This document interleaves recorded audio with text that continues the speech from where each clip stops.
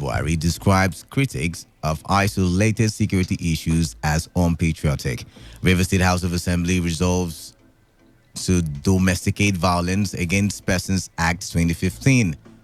Youths in Choba community lament over mass arrest by security operatives over killing of two people last weekend. On the foreign scene, former South Africa President Jacob Zuma alleges threat to his life. Now the details. President Mahmoud Buhari's legal team has played a video clip at the hearing of the Presidential Election Petition Tribunal showing the chairman of the Independent National Electoral Commission, Professor Mahmoud Yakubu, expressing fear about the possibility of deploying electronic transmission of results for the 2019 general elections.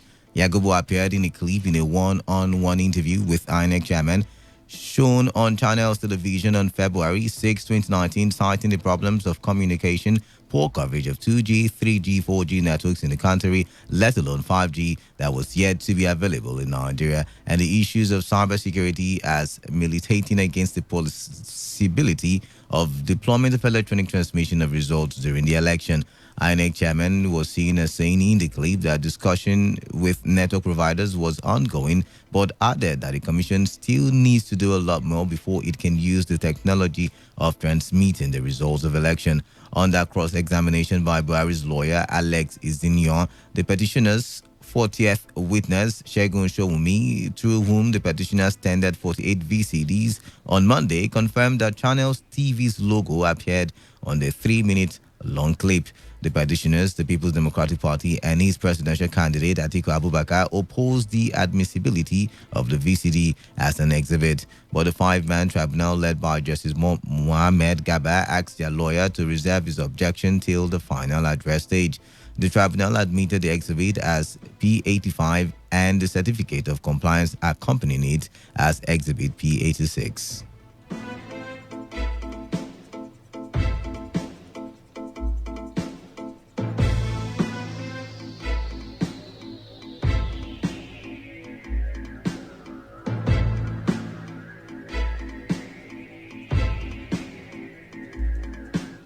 President Muhammadu Buhari has described those criticizing isolated cases of insecurity in the country as unpatriotic.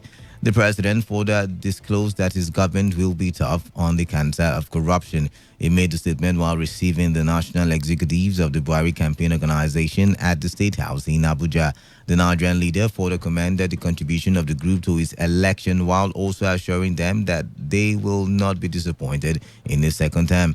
The president noted that every country around the world is facing one security challenge or the other and pointed out that there are new challenges of banditry and kidnapping around the globe and that Nigeria has made significant progress. He added that the government will not relent in its efforts to address criminal activities to protect the lives and property of all Nigerians. The Nigerian Senate has called for immediate convocation of a national security summit to address insecurity in the country. These followed the point of order raised by Senator Ayo Akin-Yelure from Ondo State over the killing of Funke Olakunri, daughter of Pa Ruben Fashoranti, a leader of the Afenifere. Akin-Yelure expressed concern over the killing and similar ones, which he described as increasing an incident. He also cautioned that if immediate actions were not taken, the development might lead to ethno-religious crisis, especially in the southern part of the country. Acting Chief Justice of Nigeria, Justice Tanko Muhammad, will tomorrow be screened by the Senate. According to the Senate President Ahmed Lawan, the acting CJN will be screened by a committee of the entire Senate. President Muhammadu Buhari had last week forwarded Justice Tanko's name to the Senate for confirmation in accordance with the 1999 Constitution.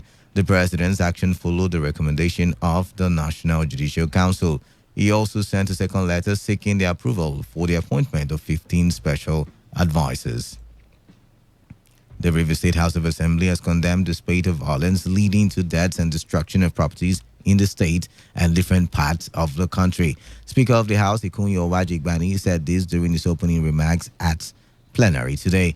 Owajigbani said the activities of criminals and court clashes are affecting the state. He therefore expressed support for the state government in their quest to end insecurity, just as he called on the perpetrators of the violence to leave River State. Commoditize humankind like kidnapping innocent citizens who go about their lawful businesses and duties, is condemned by the Ninth Assembly of Rivers State. It is our hope that they will have a change of heart, attitude that will bring about peace, coexistence, and development in society. The state of criminality and the tendency amongst the youth to engage in such is condemned by this assembly. We admonish all who engage such act that is inimical to the growth of every society and is against all standard of development. Members of the Rivers State House of Assembly have resolved to domesticate the Violence Against Persons Act 2015 passed by the National Assembly 4 years ago. The lawmakers, during a debate on the bill to be called Rivers State Violence Against Persons Prohibition Bill 2019, said it will put an end to violence against men, women, and children. Member representing Ogubolo constituency, Evans BB, Abinye Pepple of Bani, and Nathaniel Uwaji, representing Ogba Egbema Indani constituency 2, argued that the bill be made to take actions against men who batter their wives and take their wives through harmful cultural practices. Personally, I know that the presenters of this have done well. Let me thank them for presenting this reasonable bill. It's a bill that I think, if passed, will take care of most of the ugly activities in the state. And I think we'll do well to pass it fast. And it has further given credibility to the sponsors of this. So I align myself totally and completely. And I want to say clearly that the Table Plan Boring constituency support this bill in its entirety. Thank you, Mr. Speaker. And the committee state you can take further input. Thank you. Why I was supporting this bill is the way a manner to women in my constituency came out to defend democracy and to avoid violence in my government area during the past election. Mr. Speaker, this violence against persons prohibited bill 2015 was passed by the House of Reps and the Senate in 2013 and 2015 respectively. And I do know that it was also signed into law by Mr. President. And we are here to demonstrate it in our state. Speaker of the House, Ikunyo Waji Igbani, in his resolution announced the constitution of a 5-man adult committee led by an Enemy judge of Asari Toro Constituency 1 to conduct a public hearing on the bill. We must, as an assembly, be circumspect, know what we do here. And I believe that we should ensure at the committee stage that we dot the I's and cross the T's in domesticating the law passed by Act of National Parliament at the state level. We must take into account that errors are not made where you begin to have conflict with the national law, which is by Act of Parliament that is already in existence. So this assembly will not be in a hurry pass the bill into law, because when you do so, you might miss out the point. Our correspondent Victor Ezema reports that the House adjourned plenary till Tuesday next week. Youth from Joburg community in Obiakpo local government area of Rivers State have reacted to the recent killing of the chairman of Community Development Committee and chief priest of the community, which has led to a mass arrest of some youths by security operatives.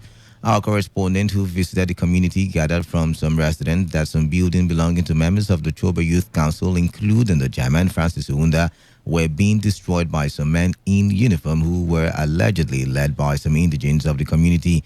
It has also been revealed that the chairman of Choba Youth Council, Francis Uunda, who was invited by the anti-cultism unit of River State Police Command, has been in detention since Sunday, while other members of the youth body have been on the run for fear of being arrested.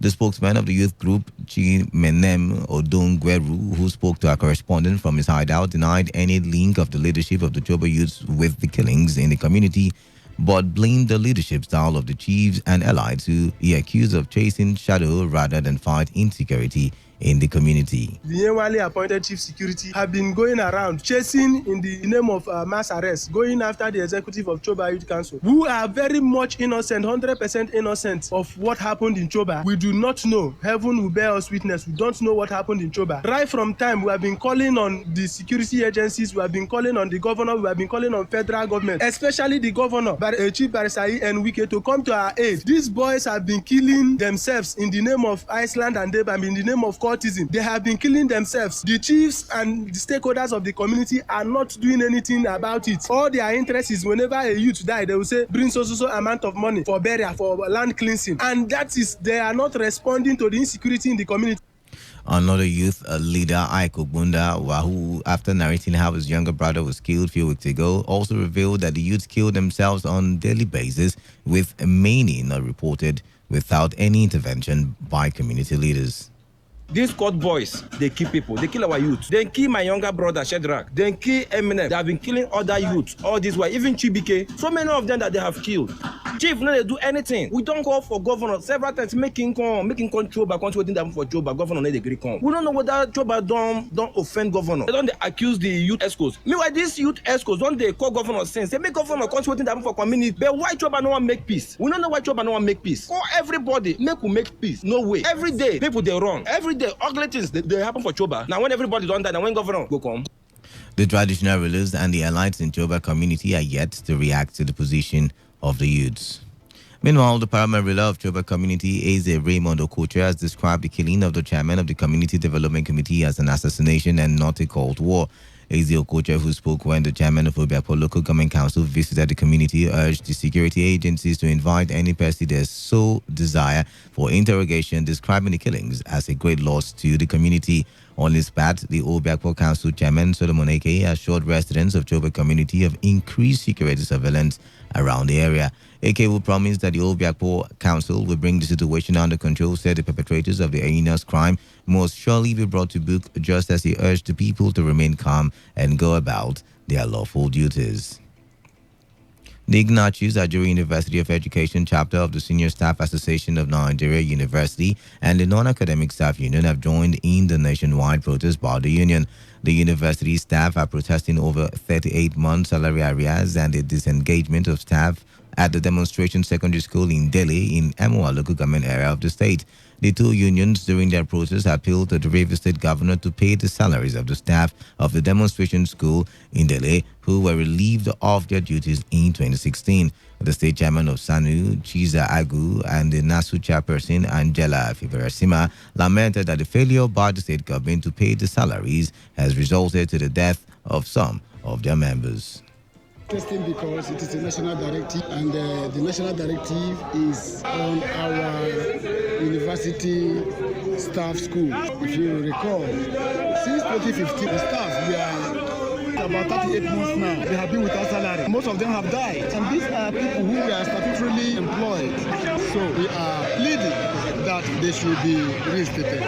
Further appeals on their case should be dropped. Our staff schools that were closed down since 2016 up till date has not been resumed. So we are pleading with the governor to obey the court order by calling them back and paying them their salary. They are dying so that he will save them. So it's like a father. Some of the affected staff narrated their ordeal to our correspondent, Elfreda Alarici. It's very difficult now because I have 3 children. It's very difficult now to even send them to school. Some of them are around, they are at home. Even this morning, they are even disturbed. To even eat is a problem. So many of us, some of the staffs have developed high blood pressure. We worked for 10 years before this thing happened. Some persons have already retired. Some persons this year are 30 years. I've worked for 34 years now. Just 1 year now to retire. If not for, yes, I am one of them. And I know what I'm passing through. Children are no longer going to school. They are just at home. That we are pleading, we are begging. It's not by fault, but we are begging the River State government that you should please tamper justice with mercy and pay these people. They are all River State indigenous and they are dying. It will interest you to know that the disengagement of the staff of the demonstration secondary school have been the subject of litigation. You're listening to the World News on Today 95.1 FM, Voice of the People. After the break, more news, foreign and sports stories. Stay tuned. Every day, every hour, when the big stories break, depend on our 24-hour news team to bring you the latest. Today, 95.1 FM. 95.1 FM, Voice of the People. And we're back. You're still listening to the World News on Today 95.1 FM, Voice of the People. Welcome back. Now, the rest of the news. The River State University branch of SANU and NASU also joined the nationwide protest. Our correspondent, Elfreda Larichi, who also visited the institution, reports that members of both unions were seen carrying placards with anti-government inscriptions. Addressing newsmen, the chairman of the River State University chapter of SANU, Azunwa Chita, disclosed that for close to 3 years, workers at the staff schools have not been receiving salaries. In other tertiary institutions all over the country to protest that impunity of President Muhammadu Buhari. What still is our own River State, where the same National Industrial Court have also given ruling at the Owerri division of the Industrial Court, and victory was also granted to us. The River State government was directed to pay all staff of the art school and the demonstration school. But up to today, the River State government have not complied to that ruling. Members of our staff are dying in their numbers. We are hoping that if the government did not comply, then we will gather again to shut down the university. Our correspondent reports that the group marched to the Senate building to lodge their complaint but did not get any audience. Also, the University of Port Harcourt chapter of the Joint Action Congress, JAC, comprising SANU and NASU, continued their 3-day warning strike over non-implementation of the 2009 agreement and sacking of the primary school teachers. Speaking with newsmen, the Joint Action Congress chairman in Uniport, Bernard Chuku, said the priority given to the Academic Staff Union of Universities over SANU and NASU is unacceptable. NASU Secretary in Uniport, Bubechi Wisdom, appealed to the federal government to meet on their demands reached in the 2009 agreement. The death toll at the building collapse in just the Plateau State capital has risen to 12. The figure was given by the head of rescue operations in the National Emergency Management Agency, Nuruddin, who also noted that the rescue operation is still ongoing with evacuator machinery mobilized to the site of the collapse. The joint rescue effort is being carried out by the National Emergency Management Agency, the Plateau State Emergency Agency, Nigeria Security and Civil Defense Corps officers, the Fire Brigade, police officers, and members of the Nigerian Red Cross Society. The search and rescue operators, however, lamented that their operation is being hindered by the crowd. One of them spoke to newsmen on the incident. This morning, 3 dead bodies were recovered. As you can see, the operation is still on because from a reliable source that there is a welder that is still trapped. So the effort now is just to see if we can recover that welder. We were able to rescue 4 people alive, 5 people dead. All 3 people recovered to their dead. We followed through the Plateau Hospital before reaching this place. The person is responding. For the Bingham, later we'll check how they are appearing. On the foreign scene, South Africa's former president, Jacob Zuma, says an anonymous caller threatened to kill him and his children after the first day of questioning at a corruption inquiry. As the hearing resumed today, Zuma testified that his personal assistant answered the threat call on Monday night. I wish that I should disappear. I've never did anything with them, unlawfully or whatever. They just remain friends, as they were friends to everybody else. I've been vilified, alleged to be the king of corrupt people. I'm the most corrupt. I've been given every other name, and I've never responded to those issues. Presiding Judge Ray Zondo said any threats of violence and intimidation are totally unacceptable, adding that witnesses called before the Commission of Inquiry must be granted the utmost protection. But Judge Zondo cast doubt on whether there was a level of protection available to former head of state that was higher than what Zuma already receives. The inquiry is investigating allegations that the former president oversaw a web of corruption during his term in office. In sports, Manchester United coach Ole Gunnar Solskjaer says he was optimistic that goalkeeper David De Gea would sign a new deal to remain at Old Trafford as Manchester United prepare to face old rivals Leeds in Perth. United's pre-season tour of Australia has been overshadowed by speculation over the futures of several stars, including De Gea, who is in the last year of his contract and has been linked with French champions Paris Saint-Germain. The Spaniard is reportedly close to signing a new 5-year deal with United worth in excess of £350,000 a week. That would make him the highest paid goalkeeper in the world. De Gea was rested from United's preseason opener against Perth Glory on Saturday, but will line up against Leeds on Wednesday to wrap up the Red Devils' 10-day visits to the Western Australia city. To end the news, here is a summary of the major stories. President Muhammadu Buhari has described critics of isolated security issues in Nigeria as unpatriotic. The Rivers State House of Assembly has resolved to domesticate the Violence Against Persons Act 2015. Youths in Joba community are lamenting over mass arrest by security operatives over the killing of 2 people in the community last weekend. On the foreign scene, the former South Africa President Jacob Zuma has alleged threats to his life. That was the news as edited by Chinedu Uwuna. For comments and enquiries, please call 0815 341 8657 or 0814 434 3502 or send your emails to news@todayfmlive.com. You can also read our stories on www.todayfmlive.com. I am Kala Da Korubatubo. Thank you for listening. Stay tuned to Today 95.1 FM. Good evening.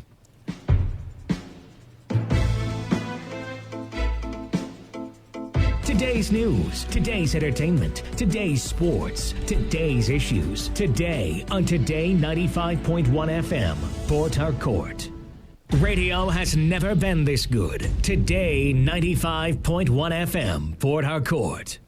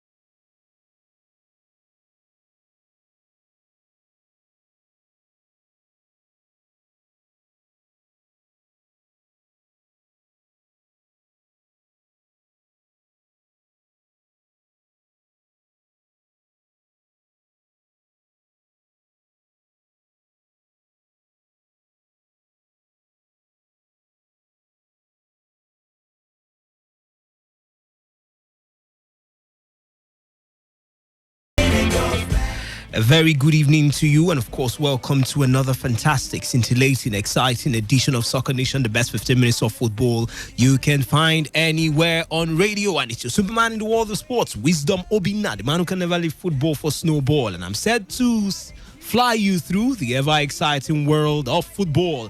I have a lot of stories coming in, of course, from the Super Eagles ahead of that big one that will be coming up tomorrow right there in Egypt, Nigeria versus Tunisia for the bronze medal, you want to say. Third place game right there at the Africa Cup of Nations. And, of course, in Europe, it's all about the transfer market. And, of course, someone is saying Arsenal does not need a change. What they need is stability. All this and a whole lot more will be coming your way right after this timeout.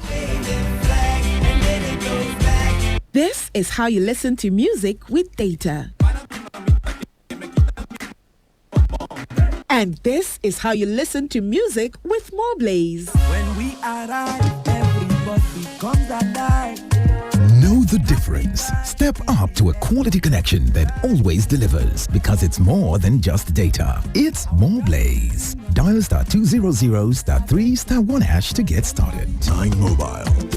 Here for you. Here for Nigeria.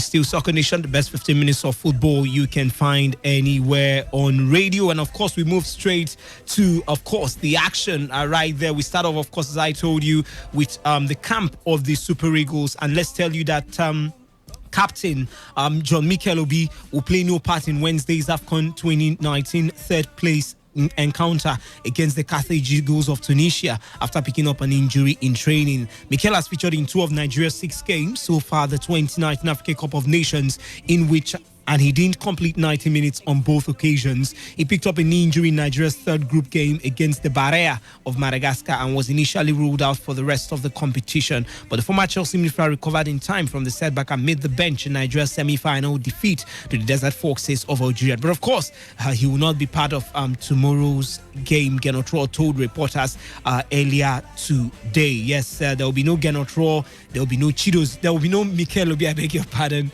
Genotro, of course, will be on the bench, but there will be no captain Mikel Obi and, of course, Chidozie Awaziem, who, of course, has been suspended from that game because of course, you want to say accumulated bookings that he has right there. I think 2 yellow cards, and of course, they will be missing out right there in the third place game. And of course, this one coming in from President of the Nigeria Football Federation, Amaju Pinnick. He has stated that head coach of the Super Eagles, Gernot Rohr, will not be sacked despite the mounting pressure on the Nigerian football ruling body to relieve the German of his appointment. Rohr has come under intense criticism following the Super Eagles 2-1 semi-final defeat to the Desert Foxes of Algeria. But Pinnick has backed the former Bordeaux tactician to remain in charge of the team. And of course, Pinnick was also stated that they will be sending him for a refresher training, in quote. And of course, someone has come out to contend with that one, former Nigeria international Kadiri Kana. He has raised his voice to oppose the NFF's decision to send Super Eagles manager Gernot Rohr to undergo a refresher training at German Bundesliga side Bayern Munich after the ongoing 2019 Africa Cup of Nations. I tell you, the last has not been heard of these stories, and in time, just in time, we'll get to know what the future of Gernot Rohr would actually be like. All right, straight, let's move on to Europe, and we start off with Tottenham, where we hear, of course, strong news this time. Tottenham's Kieran Trippier is closing in on the move to Atletico Madrid. This according to Sky Sports. The English right back will fly to Spain today, and tomorrow, Wednesday, and is penciled in for a medical with the Liga club as talks progress over a deal. As part of negotiations over a deal for Trippier, Tottenham have been offered the chance to sign Atletico Madrid striker Angel Correa. It is unclear whether Spurs want to sign Correa, but he's an Argentine international and is well known to Mauricio Pochettino. Atletico want to sign Trippier as a replacement for right back for Juan Fran, who recently announced his retirement. There is now said to be increasing confidence on all sides, and agreement can be reached before the weekend. Yes, Kieran Trippier moving to Atletico Madrid right there. We'll come back with, of course, all the stories. I tell you, there's still a lot to talk about when it comes to Europe and the buzz around the transfer market. But I'll be back to unfold all those juicy stories to you right after this timeout. This is how you listen to music with data. And this is how you listen to music with more Blaze. When we arrive, everybody comes alive. Know the difference. Step up to a quality connection that always delivers, because it's more than just data. It's more Blaze. Dial *200 *3 *1# to get started. 9 Mobile. Here for you. Here for Nigeria.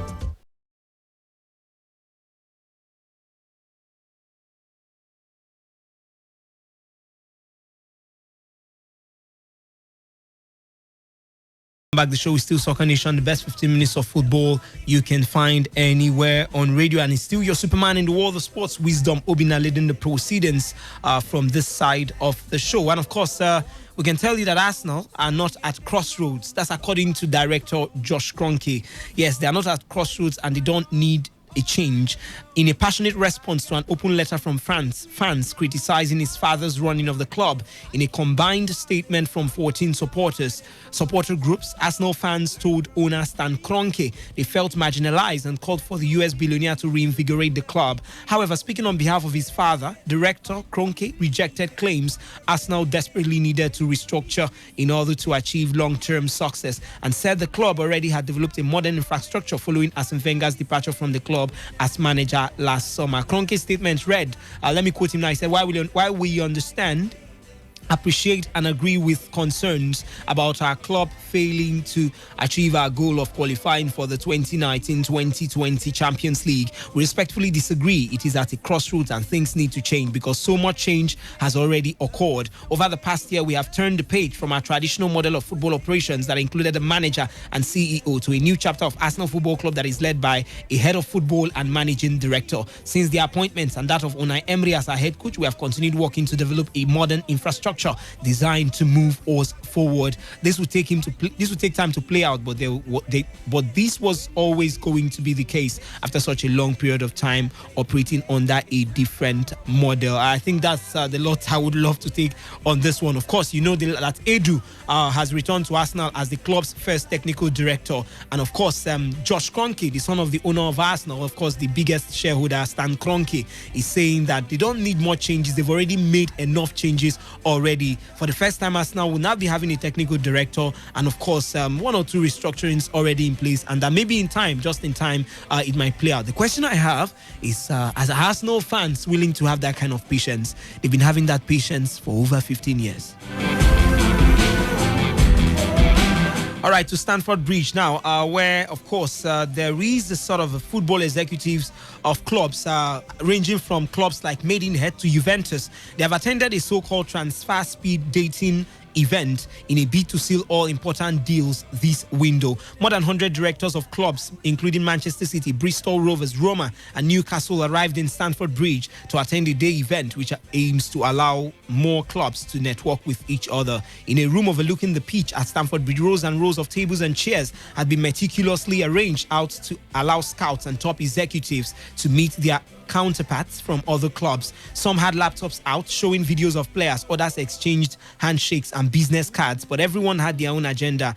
Each chat lasted 15 minutes before the buzzer would sound, and two women would then strut down the aisles holding up a number signaling the next session was about to start, and just like that, it was on to the next. Yes, a little of a round table meeting set up actually for football agents, directors and owners to just find a way to ease off the case of the transfer market. Among those taking part in the networking event was former FA technical director Dan Ashworth, who has now taken up a similar role at Brighton, and former Chelsea and Tottenham director of football Frank Anson. Yes, they just want to look for a way to speed track transfers. Let's find a level playing ground for these agents and owners, so just maybe players could actually move easily instead of course, the long bridge of sending transfer amounts and maybe prices you want, and of course it takes time to respond. We hope that solves the problem a little when it comes to the transfer market. This one is coming in from still Chelsea. This time, Chelsea manager Frank Lampard says he has been impressed with the quality of his inherited squad, and that even though there is a transfer ban in place, they don't need new players to be successful. Yes, that's not according to Wisdom Obinna. It's according to Frank Lampard. Yes, he says from what he has seen, they don't need new players to be successful. Frank Lampard right there. And of course, this one also coming in from Stan Kroenke. He says himself, now not the son, Arsenal's owner Stan Kroenke says the club needs a period of stability, not more change, following recent criticism from 16 fan groups and bloggers.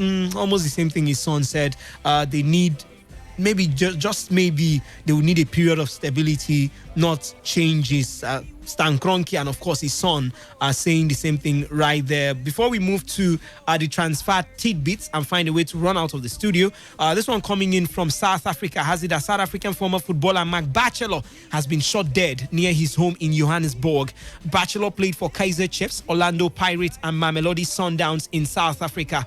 Quoting the South African Broadcasting Corporation, he was attacked by two men who were driving a motorbike. A police spokesman, Colonel Lungelo Dlamini, actually said that he was about to drive into his premises. The suspects shot several times at him. Dlamini added he died inside the car and they drove away without taking anything. At this stage, we are still investigating what the motive for the attack was, and these suspects have not yet been identified.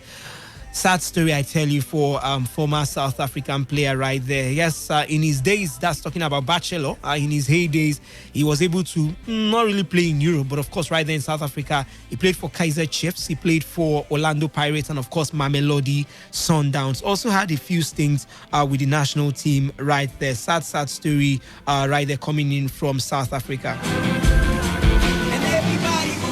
All right, straight as usual, we move to the transfer tidbits making the rounds. It's been a buzzing evening. It was a buzzing evening yesterday. I beg your pardon. It was a buzzing evening yesterday. And of course, it's been that kind of day also.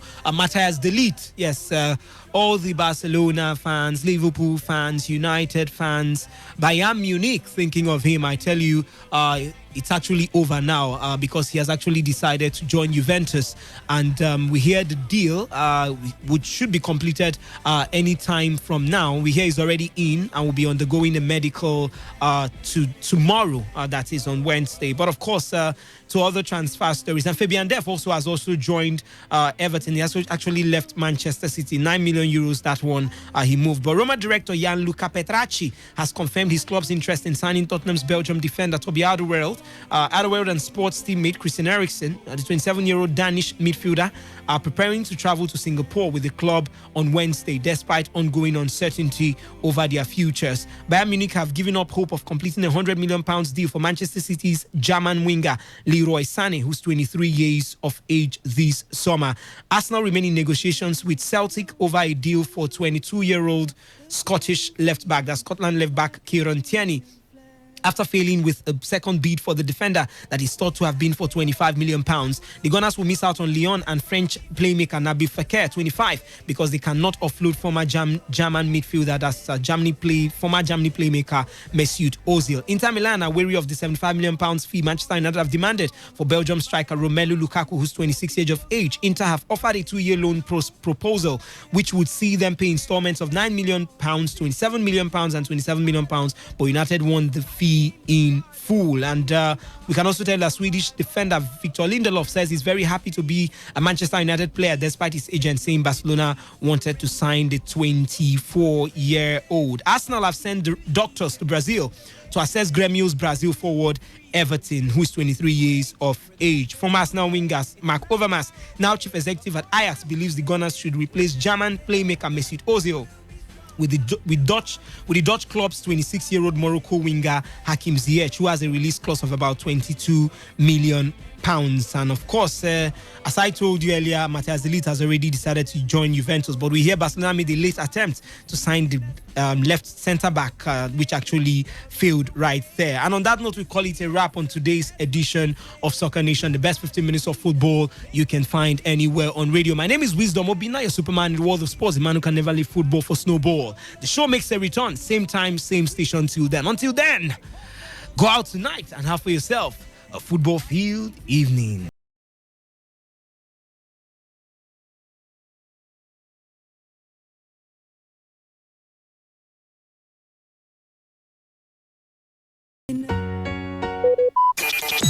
Talk radio. Leaves and leave for my bed is final.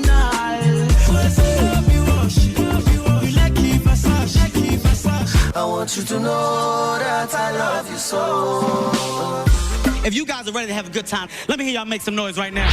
Yeah, that's right. You're listening to Entertainment Recap on Today 95.1 FM. Yeah. Hold on. Yeah.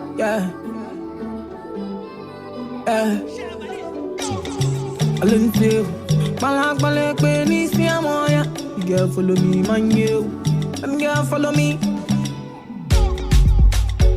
Oh, yeah, take all my money, put them for your head, yo. For your head, yo. Oh, mama, mo. Oh, yeah, take all my money, put them for your waist, yo. For your waist, yo. Oh, why? I went calling, you. All I'm in is this, yeah. Baby girl, follow me, man, you. Baby girl, follow me, my. Calling you. All I'm calling, baby girl, follow me, my you. Baby girl, follow me, my.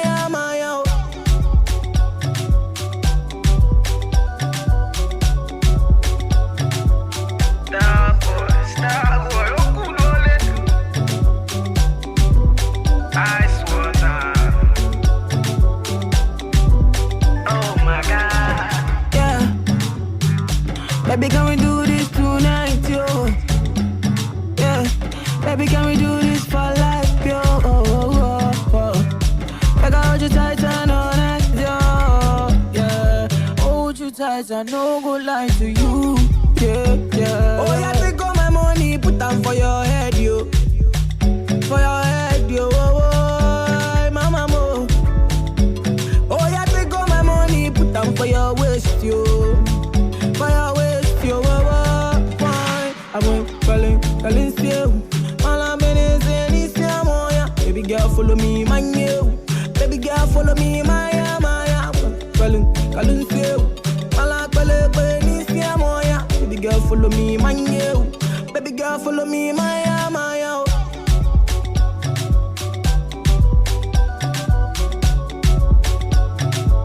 Star boy, oh good ice water. Baby girl, follow me, Maya, Maya, oh, oh, oh. This your love who ne makes me Maya, oh, lele, Maya, Maya, oh. This your love who ne paga me show, lele, Maya, Maya, oh. Baby, can we do this tonight, yo? Yeah, baby, can we do this for life, yo? Like I hold you tight and all night, yo. Yeah, hold you tight and no go lie to you. Yeah, yeah. Oh, yeah, take all my money, put them for your head, yo. For your head, yo. Mama, mo. Oh, yeah, take all my money, put them for your waist, yo. For your waist, yo. Why? I went calling still. Oh, yes, wonderful people. It is the entertainment recap here on Today 95.1 FM. And I am Naomi Harry, here to give you all the interesting entertainment stories that, just to fill you in, basically. But then here's the first big news. The reason why I decided to play Wizkid's Maya. Now, today is Wizkid's birthday, and for the purpose of our love for Wizkid, we're going to be playing several of his songs in the background throughout the show.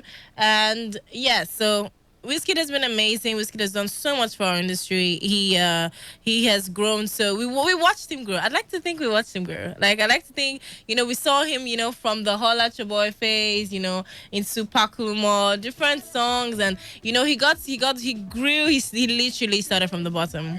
He started from being a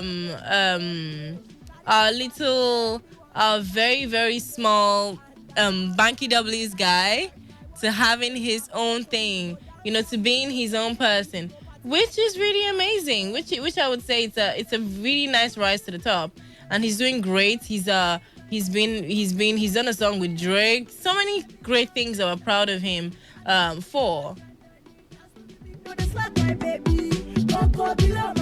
So celebrating the man, he's done a lot. He's amazing. And happy birthday to Wizkid.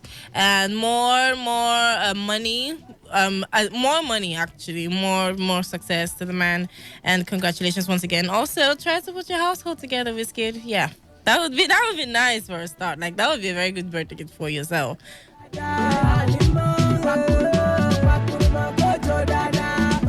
All right, so while I give you entertainment stories, I'm also giving you the chance to call in and tell me a couple of things. Talk about a couple of things. Now, today, the first thing I want to ask is, what is your best? Who do you think is the best Nigerian rapper? The best, and I have Dave in the studio with me, so he's going to answer the question before I throw it at you, the audience. So, best Nigerian rapper. Okay. Personally, I'll go MI. Right? Yeah. The best. Now, I'm not best. asking you your favorite Nigerian rapper. The person, he doesn't have to be your favorite person in the industry. It's just the best rapper you think is in the game.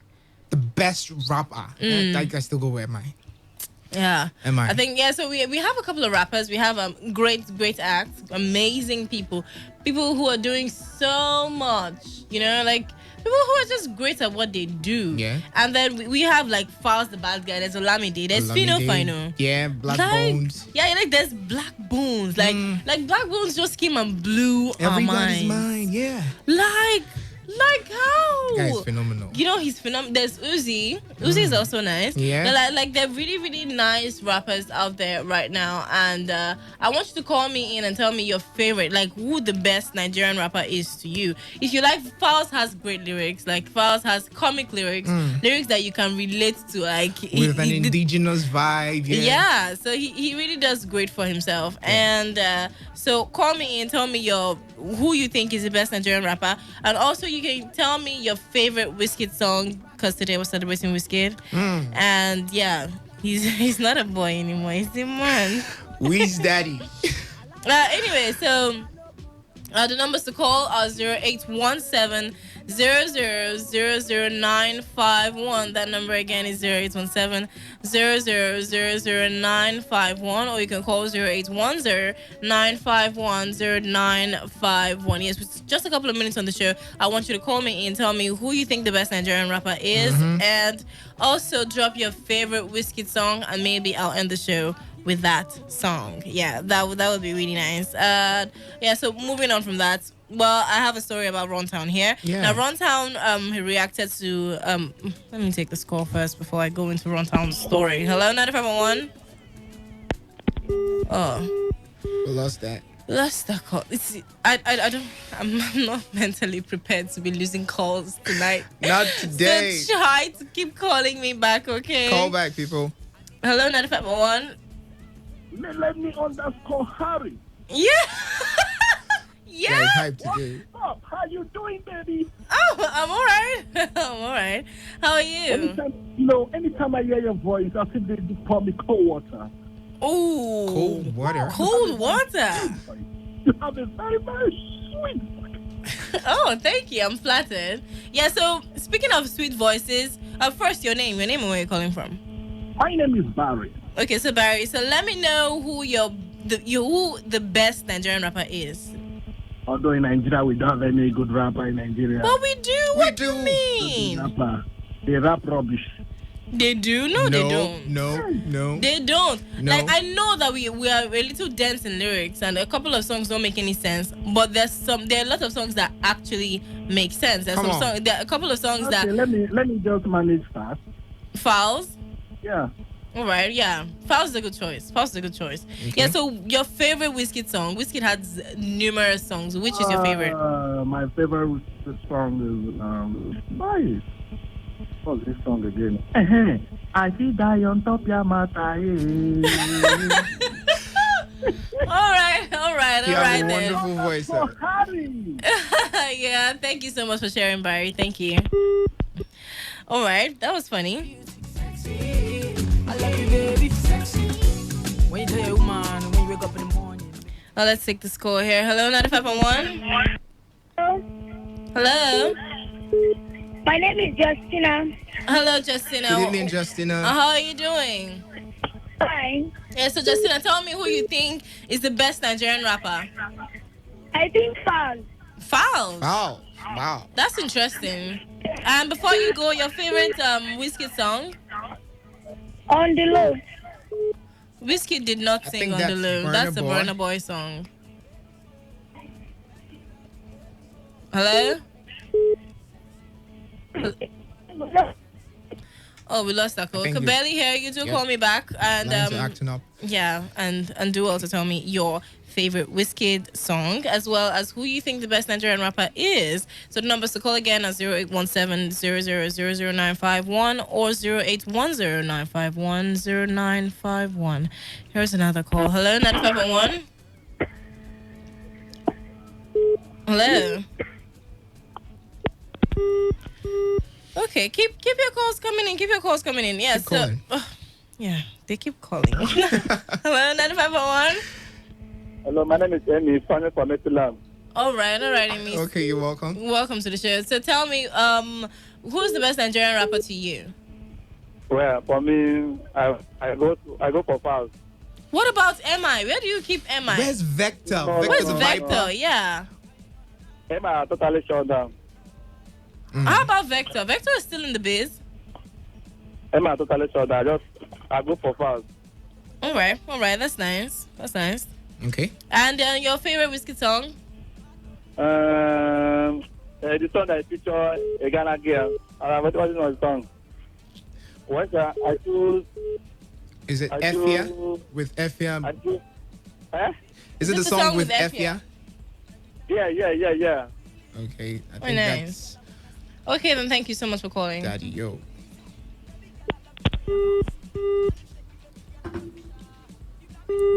Oh, we lost that call already. Yeah, so many calls coming in because we all love Wizkid, and yeah, back to the stories before I get more calls because I actually took the time to get the stories for you. You have to listen to them.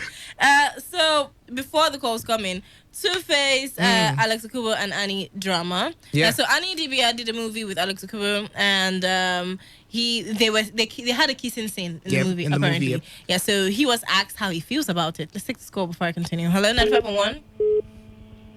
Hello. Hello. What's your name and where are you calling from? Good evening. My name is Steven. My name is Oliver State. I didn't hear. Okay. So go ahead and tell me. Good evening. Good evening. Yeah.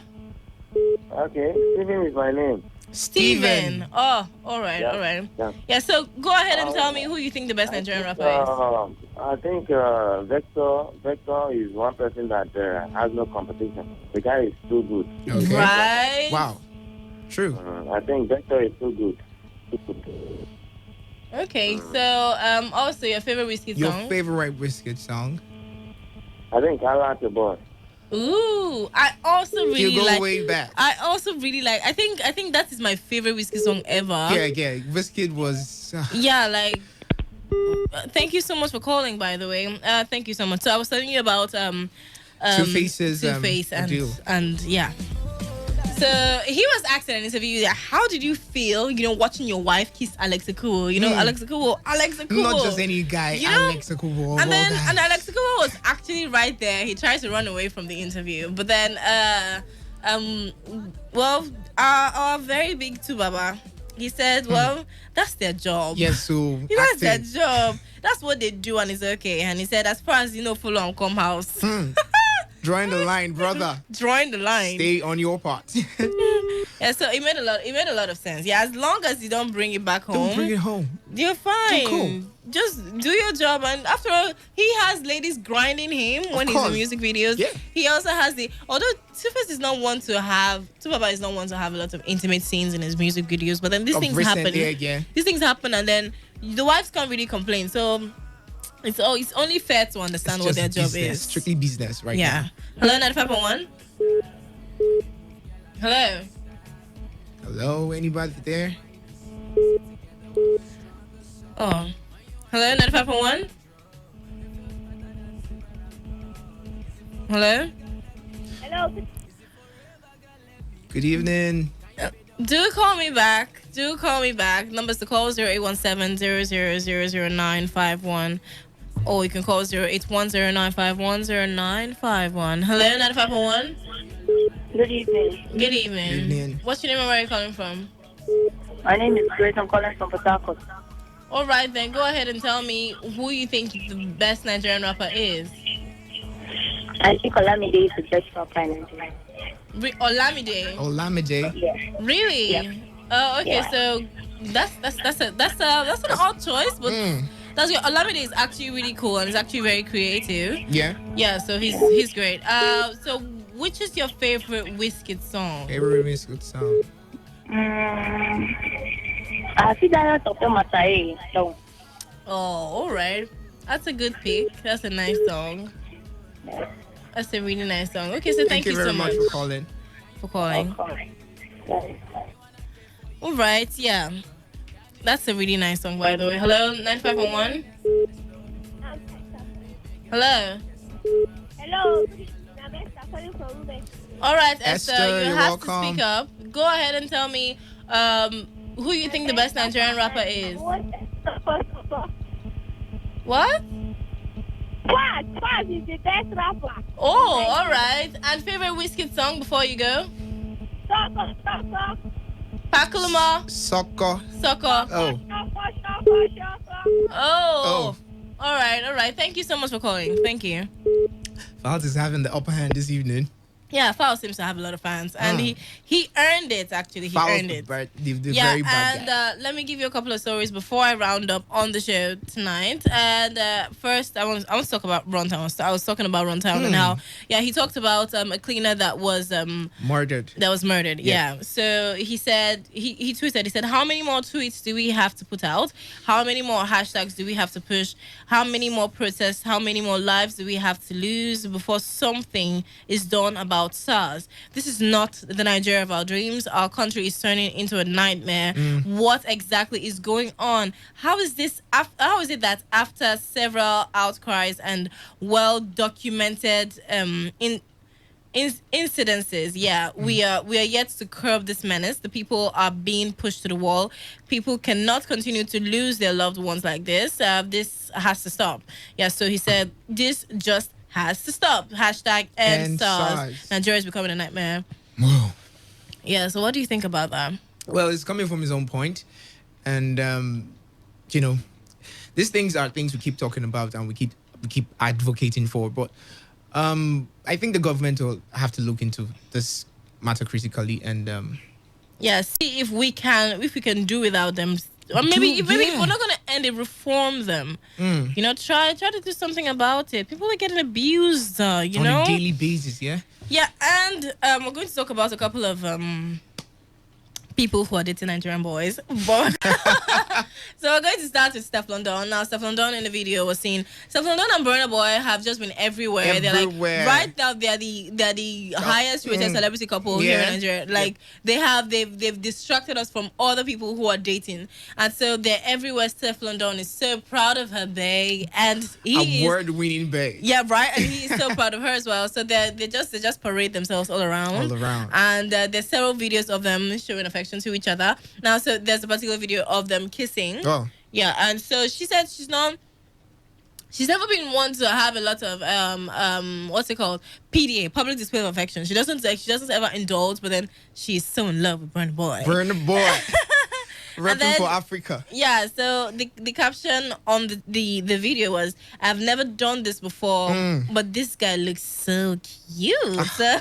I said, apparently he's famous, and I think y'all know him, and he's got money too, so please tell someone to let him slide into my DMs, because I forgot to take his number. Now, okay, Steph. All right. Really? Yeah, really? Really? Anyway, so another person who is dating now we all know Tony Braxton, right? Yeah. So Tony Braxton's sister, Tamar Braxton. Yeah, so she is dating a Nigerian guy, apparently. His name is David Adefaso. Okay. And so they're in a relationship now, and they're all over social media. And apparently, she says that if you're not with a Nigerian guy, like, what are you doing? So you see? So y'all, brothers, all the brothers listening to the show tonight, if you didn't have enough confidence, do so right now. Come on, because you're needed abroad. Because you're needed by women. Yeah, so Nigerian men are doing us proud and taking care of the ladies. Come on. I think they have a way with ladies. They're just amazing. Just so cool. Just so cool. So I'm really, really happy. Yeah, on one more Big Brother update. Yeah, Big Brother Niger. Yep. Pepper them updates. People who are up for possible eviction. So like last week we lost what's her name? Kimopra. Yeah, Kimopra went. We lost her, and it was a very painful loss. But then so many people did not vote. Yeah. So my point is, a couple of people are up for eviction this week, and I'm going to tell you who they are. If you love any of them, try to save them. Don't come crying that how did she go? But we all love her. The funny thing was, some people came out to say, "Hey, where will Kimopra go?" and blah blah blah blah blah. And I'm like, okay, did you vote? No, but they didn't. Cool. So yeah, so a couple of the people who are up for possible eviction this week is Fraud. Yeah, Fraud. Mike, Tasha, Shay, and Toyo. Yeah, so they are up for possible eviction, and this is where the show comes to an end. It was the entertainment recap, and I'm sure you enjoyed the show. Yeah. I'm going to end with Holla at Your Boy, Whiskey. There's no time to even play the song, so you're just going to hear it just a little bit before Buji comes by. Yeah, happy birthday.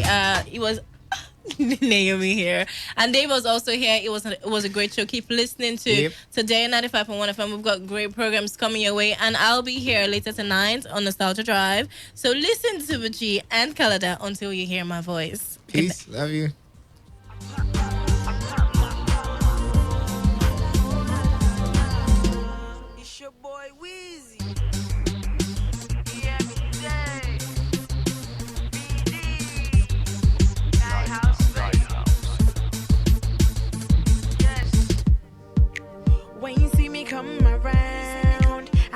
you're looking at me. I don't need to spend my cash. Cause my swag's not hard to see. Cause my swag don't lie. You can't deny. You feel it right, yeah.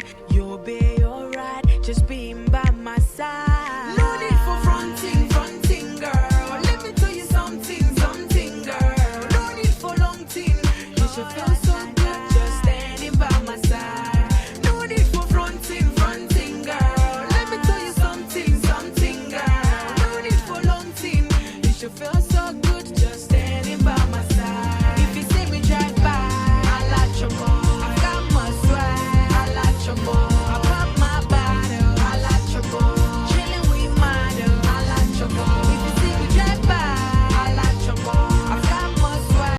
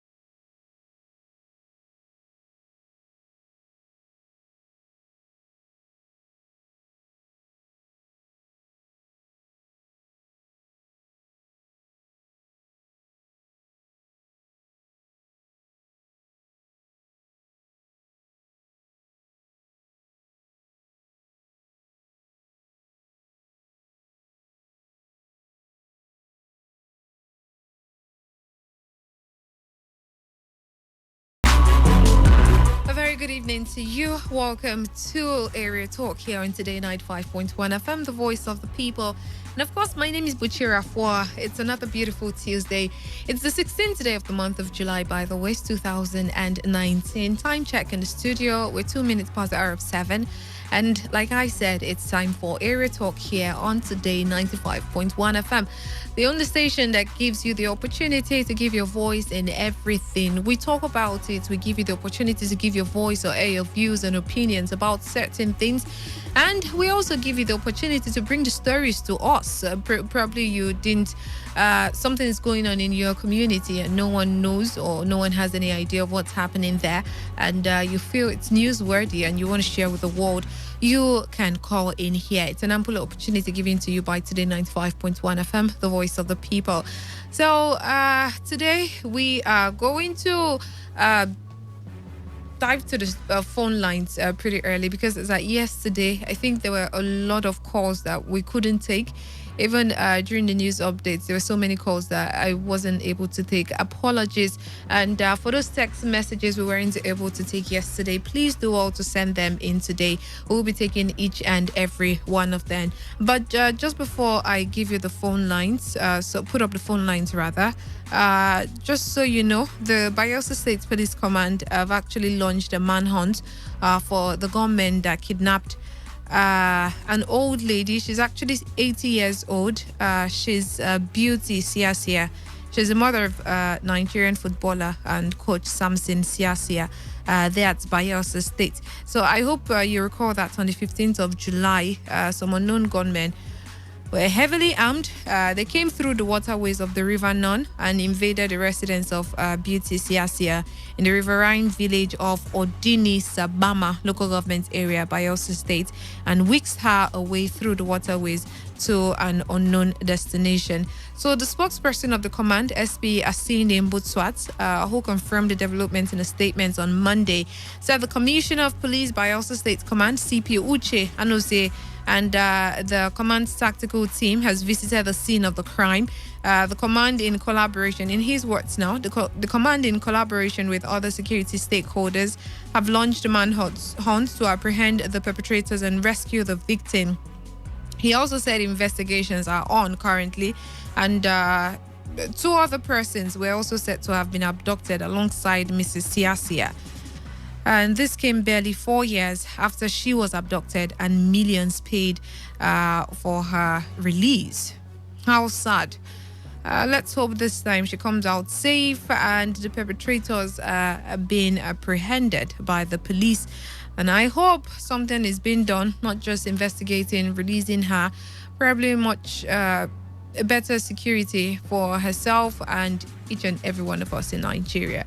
The lines are 0817-0000951 or 0810-951-0951. And text message, WhatsApp messages. The number is up. You can send your messages to the number 0701-933-9962. Like I said earlier, please, those messages, you could send them in today, please, and we will be taking them here on the program. Meanwhile, some youth from Choba community here in River State at Obiakpo local government area, they've reacted to the recent killing of their chairman of our community development committee, that's the CDC chairman, and the chief priest of the community who was also killed, and which has led to mass arrest of some youths by security operatives.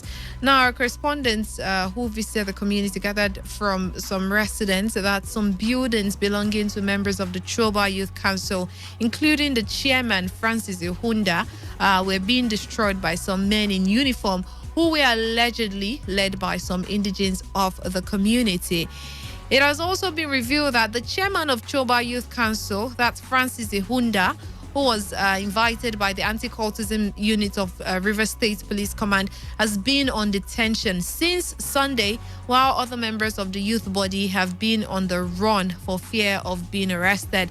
The spokesman of the youth group, Chimenem Odongweru, spoke to our correspondent from his hideout, and he denied any link of the leadership of Choba youths with the killings in the community, but blamed the leadership style of the chiefs and elites who he accused of chasing shadows rather than fight insecurity in the community. I'd love you to take a listen to this. I'd love to get what you think about what's happening in Choba, what's going on, what the youth group are going through right now.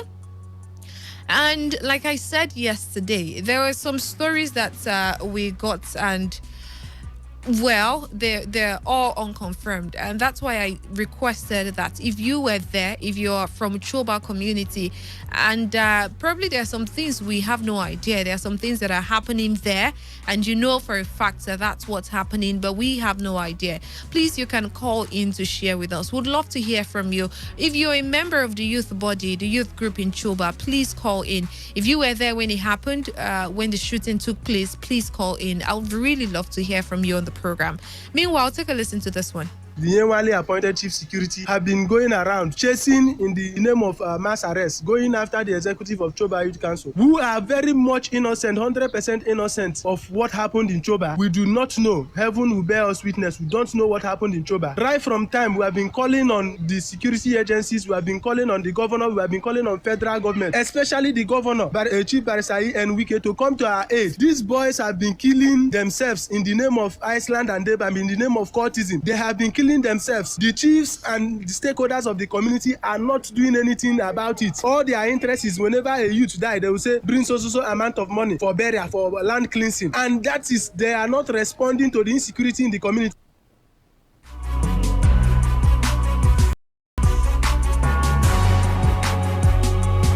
These court boys, they kill people. They kill our youth. They kill my younger brother, Shedrack. They kill Eminem. They have been killing other youths all this way. Even Chibike. So many of them that they have killed. Chief, no, they do anything. We don't call for governor several times, making control by waiting them for Choba. Governor, they agree come. We don't know whether Choba don't offend governor. They don't accuse the youth escorts. Meanwhile, these youth escorts, don't they call governor since they make governor waiting them for community. But why Choba no one make peace? We don't know why Choba no one make peace. Call everybody, make peace. No way. Every day, people they wrong. Every day, ugly things they happen for Choba. Now when everybody done that, and when governor go come. So what exactly is going on in Choba community? if you were there, if you're part of the youth body. Please call in and let's hear directly from you. The traditional rulers and the elite in Choba community are yet to actually react to the position of the youth, according to our correspondent. But like I said, it's an eyewitness show. It's area talk. So you have the opportunity to call in and let's hear your point of view. Let's hear what is going on. Why, if you're actually part of the youth body, you can call in to let us know where exactly the youth are standing and what exactly is happening. Like I said, basically. Meanwhile, something else also happened in Cross River State. It's really sad, where a woman had to watch her husband and son allegedly beheaded there at Cross River State. So it was reported, according to the Punch, that a father and his son have allegedly been beheaded in a farm in Cross River following renewed communal clash between Ebom and Usomutong. So they were able to gather that on Saturday morning, people from Usomutong allegedly ambushed the people of Ebom that were working in their farms, and then they murdered Mr. Oti Ato and his son on Sunday.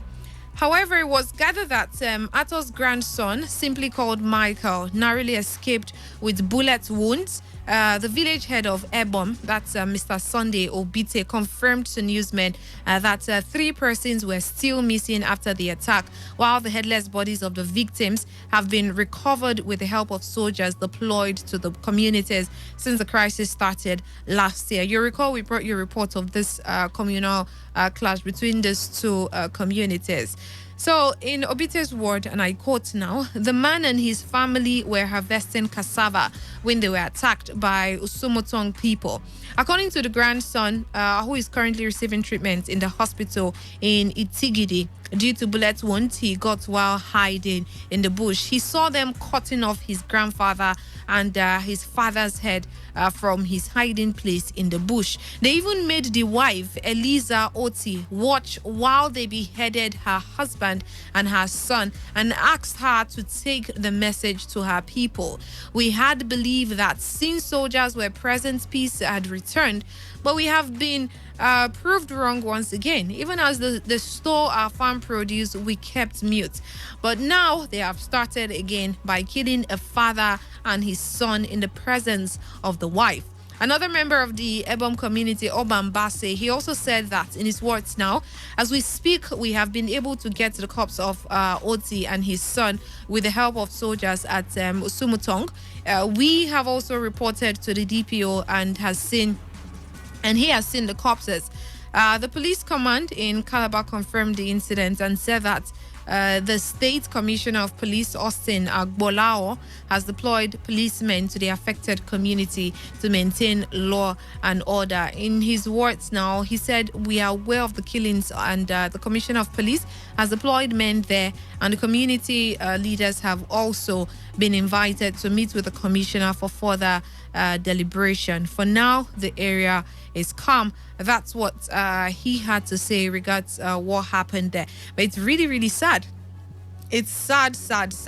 Now, at least it's not been confirmed who exactly perpetrated it, but it was alleged that it was from the other community. Now, imagine they had no idea who was responsible. For now, it's still alleged, like I said, but at least they are pointing fingers somewhere, because probably I don't know what proof they have for that and the rest of it. But like I said, it was alleged that they were from the other community. But now imagine they had no idea who did that, what happened, and the rest of it.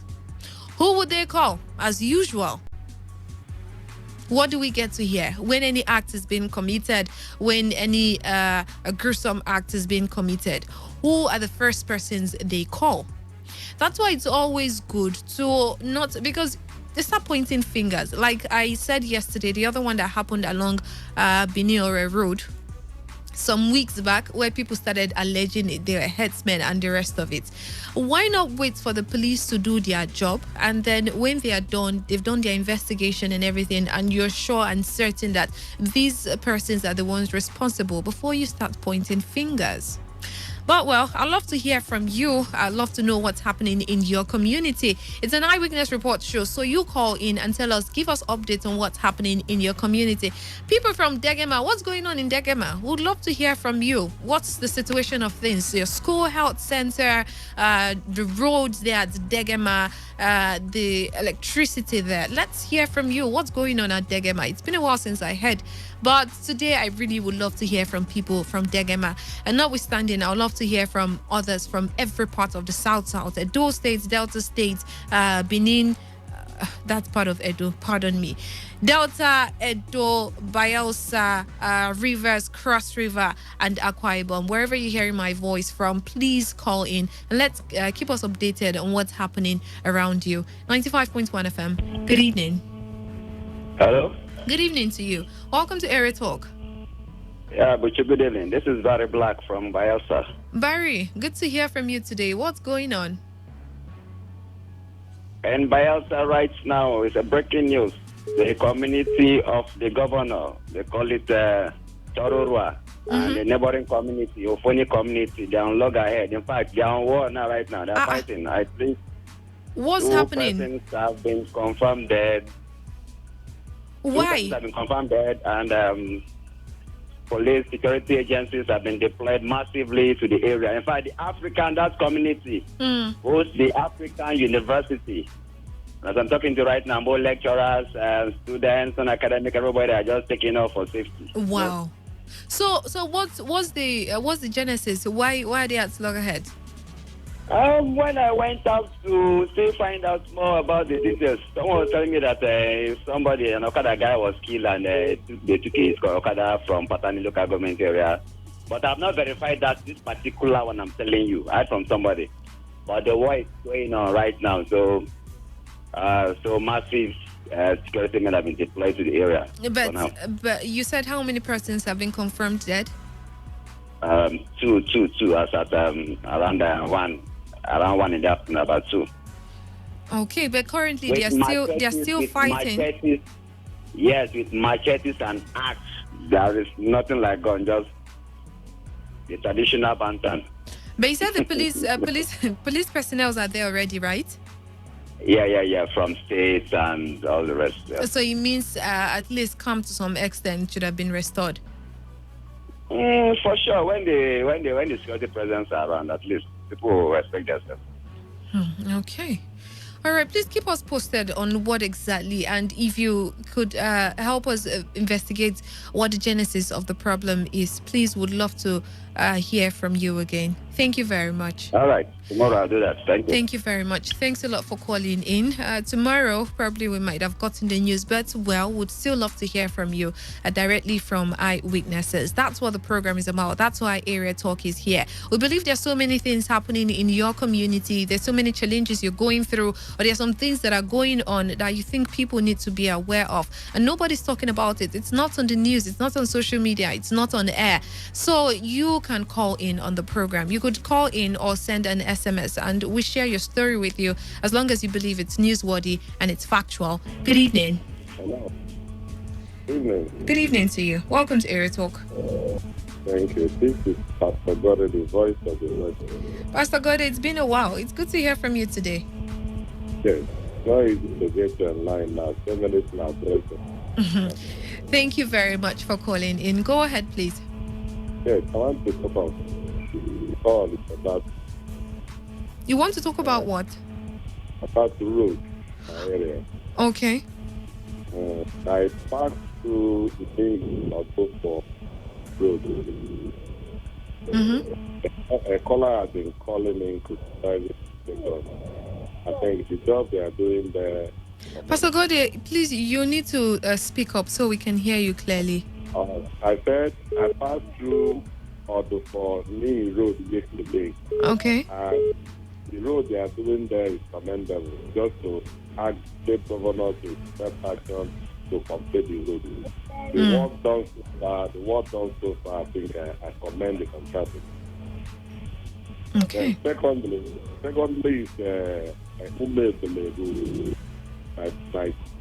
if you pass that road, you will wait for people residing in that area. You will wait for them. And one funny thing is that the honorable representing the J constituency is from that community. And is a host of multinational oil companies. I don't know what is happening. If you pass that through that road, my sister, you weep. You cannot even access the road. It's impossible. I wonder how the women, men, the young, and the disabled were able to pass that area, inhabit that area. They're terrible men. Please, I want to join voice with others that called me yesterday to plead with Mr. Project. He promised in his to flag off that road to consult it, but up to now, nothing has happened. I want to plead with him, please, do the needful. If it's a constituency project he wants to give to that honorable, he should please do well to it. People are really suffering in that road. Please, it's my area. All right. Thank you very much, Pastor Gode, for calling in. 95.1 FM. Good evening. Hello. Hello, good evening. Good evening. Buchi? You are Burama. Yes. It's good to finally hear from you. What's happening? Yes, I am back. I am back. Where did you go to before? You know, now. The soldier matter. That problem now. I don't know because let I take my life first. But now they have dissolved the matter. So why were they looking for you initially? Now because of the thing now, they say they want to see me. Want to see me for what I talk. Say because like the person will call them. They say I say they collect money for the whole people. So I say don't be like that. I don't talk like that. So talk say they collect money for the whole people waiting for room. I don't even talk that kind of thing. So that's all. We have resolved the matter today. I thank God. I thank them. And they know see carry the thing for mine. Say they will kill me or they will do anything. They just make that thing and make peaceful. I thank God. So, the other day when my chairman called for that studio, hey, I never even call. I hear the matter, but no way for me to call because during that I don't get mad to talk because of that incident. So I am thanking the chairman, even though he has never done anything. Because for the chairman to see the remember my community room Odogo, I thank the chairman, let God bless him and the family. Let him still help us. Let him still help us because we don't have anybody to stand for us. Let him still stand for us. As a man, let him be like Moses of Israel. Let him stand for us to make sure that road and our school will see this thing for this internal. Anything what they will do to make sure that they walk that our road and they build that school normal. Let him try to help us. I praise him that very day. I don't get chance to call. So I thank him. Let him see help us for that NDDC because that road, this is a state road and the NDDC, the two roads there. Let him see help us. If this main road won't get us, let him see find out for that NDDC home. Let him help us because I see that the chairman have our community in mind to help us because you are the local government. It's other community who don't have roads. So let him help us. Let him help us. Let him meet governor. Let him hear with governor so that he will help us and walk this road. I beg him, let him try more for the work because we talk about it to grade the road. The man grade the road, help us to grade the road. And that road is helping us. No matter where they fall, we are not passing that road. But the military side, we will find the road.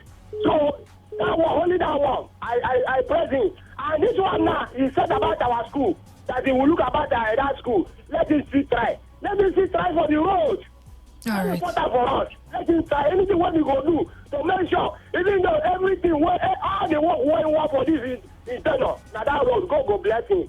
God go lift him high. Okay. For this policies of the thing. Let him help us. Thank you. All right. Thank you very much.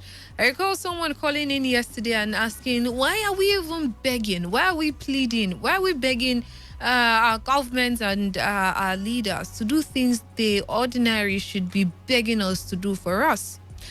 You wonder why. 95.1 FM. Good evening. Hello, good evening. Good evening to you. Welcome. Thank you. You're welcome. I'm Michael by name. Michael. Oh, good Yeah. to hear from you. What's happening at Choba? I want to complain the event that took place on Sunday. After the not shooting, killing everything, where they have been calling police to come and rescue our lives, they did not come and help us. Then was it around early morning? That's Sunday. I opened my shop and I walk early morning. Iron clothes for people to wear and go to church. But as I close around to 11 or to 12, I went to house, give my wife money to go and buy something in the market and cook. In the next thing, I went to house. Before you know, they start running, said they are doing mass arrest. I run and get inside my house. The next thing, we saw them driving their van and enter inside Ibogo Road. Before we know, they start, I hear the noise. Let's not the gate, let's for the gate, not it. Before you know, police knock our gate, then not much of the gate, almost 3 gates for that our street, then fall our own gate. Come up, then police fall our own gate and enter inside. Me that was inside my house and looking. The policeman, after falling the gate, they enter inside the compound and saw me inside my house and tell me to come outside. And I come outside, almost all the tenants was sitting on the floor. It's now about 7 or 8 or 9, including the landlady and the children, sitting on the floor. The next thing they said that we are going to station, they carry my own clothes, my shirt, and tie some other person. They said we should walk down to the police station. Before you know, my landlady became the shout, they cried. Another policeman come, then we should free them, that we are among the people that they killed our uncle. So I don't understand what is going on here in Cuba, including Cuba and police. I don't understand what is going on. Let me just complain for you people. Welcome. Wow. Thank you very much for calling in. Well, he said he doesn't understand what's going on and would love for those persons, if you're part of the youth body in Choba community, would really, really love to hear from you, to hear your side of the story, because like it was said, someone was arrested, a member of the youth group, and the rest are trying to, are all in hideouts currently. So would love to hear what exactly is going on at Choba community. 95.1 FM. Good evening. Good evening. My name is Kimon. Good to have you on the program. Go ahead. I'm calling from MOA. All right. What part of MOA? I'm Mutamo. Okay. Well, I'm talking about our life. Go ahead, please. Okay. I don't know how many years now with MOA don't have life. So, like I cannot mention name. One of our big men, MOA, have a light in the house. But MOA don't have light. I cannot mention them. If you want me to mention, I will mention them. And the person gets fatter in MOA. In this show, MOA. Is that what something was Kiliman was talking of the other time? Yes. That particular building or company that has electricity that he alleged it was connected from Choba. Yes.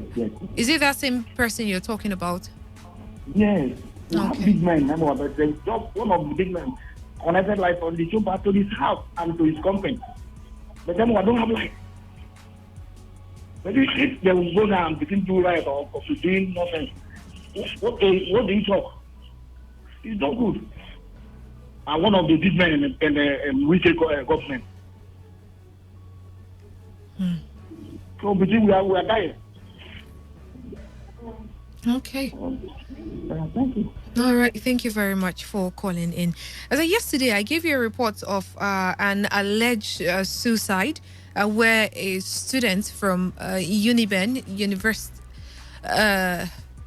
University of Benin, and it was alleged that he committed suicide, although they said they are still investigating what actually led to him. He was a final year student at Uniben. But today, there's this other report that a patient whose identity has not been disclosed was reportedly committed suicide at the University of Benin Teaching Hospital. The one that happened yesterday was Uniben itself, the university itself, while this one is in the hospital, the teaching hospital of University of Benin, at the accident and emergency ward of the hospital as at on Saturday night. So it was reported that the victim was said to have committed suicide while awaiting a doctor by allegedly stabbing himself to death with a broken lever beside his bed. So the wife of the patient was said to have been away to get an article at a nearby shop within the hospital premises when the tragedy occurred. A witness who was also admitted in the ward on Saturday night said, and I quote now, he came into the hospital with his wife. The witness actually preferred to be anonymous. He explained that the man suddenly became wild and then broke the lever beside his window and used it to stab himself to death. His wife was not around when she went out to buy something outside. There was blood everywhere, he said. We were lucky not to have been injured. So the dead body of the man who was accompanied by his wife to the hospital had since been deposited at the morgue. Meanwhile, the spokesperson of UBTH, that's Mr. Joshua Weiler, in a statement said an unfortunate incident happened on Saturday night, 13th July 2019 at about 10:30 p.m. when a young man who was a patient at the male medical ward of our hospital, diagnosis not disclosed for confidential reasons, suddenly broke a lever and stabbed himself. All efforts to resuscitate him proved abortive as he was certified dead at 11 p.m. The result of autopsy is being awaited at the moment. That's what the spokesperson for UBTH had to say regards what happened. It's really unfortunate now. In the space of how many days? 2 persons, allegedly committed suicide. Now, what would make a man just step into a hospital and then all of a sudden want to take his life? Why is he in the hospital in the first place? Isn't it to save his life from one sickness or the other? So why would he go ahead to take his own life? And according to the eyewitness, the other person that was admitted in that same ward said he just all of a sudden went wild. You think there's some spiritual things related to this? And suicide itself, do you think there's any spiritual backing to people committing suicide? I'd love to hear your thoughts on this particular one. Meanwhile, we'll go on a short commercial. As soon as we get back, I'll dive straight up to the phone line. Stay tuned. It's still Today 95.1 FM, the voice of the people, and the program is Area Talk. Keep it locked down.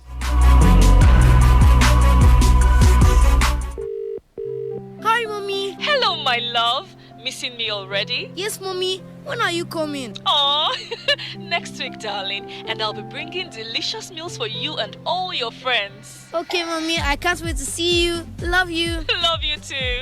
She says she's bringing food next week. All of you, keep quiet. Oh yeah, fetch my water now. I can't be late for assembly. Yes, SP. Tunde, you're exempted. Good taste creates great memories. Relive the memory of delicious meals cooked with Mr. Chef's seasoning cubes. Available in multiple variants. Mr. Chef's seasoning cubes are available at your nearest market or superstore. Mr. Chef's seasoning cubes, creating delightful memories. Akas, where you pack all these plenty loads they go with your family? They go Dubai. What did they happen for Dubai?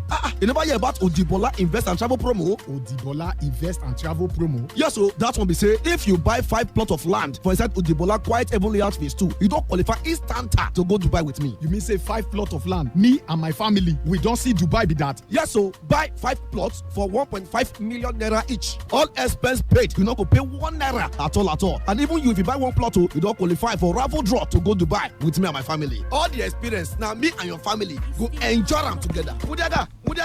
Bobby, make I rush quick, make it not pass me and my family.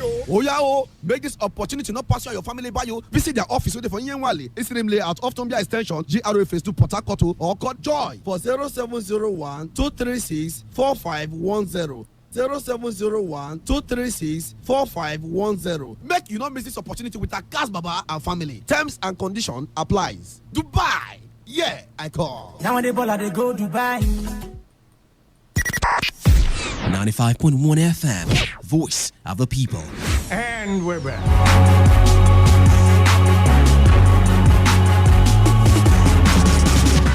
Welcome back from that short commercial. It's still Area Talk here on Today 95.1 FM, the voice of the people. And I am Buchi Rafwa, your host till the top of the hour. And by 8 p.m., the news updates comes up with Canada.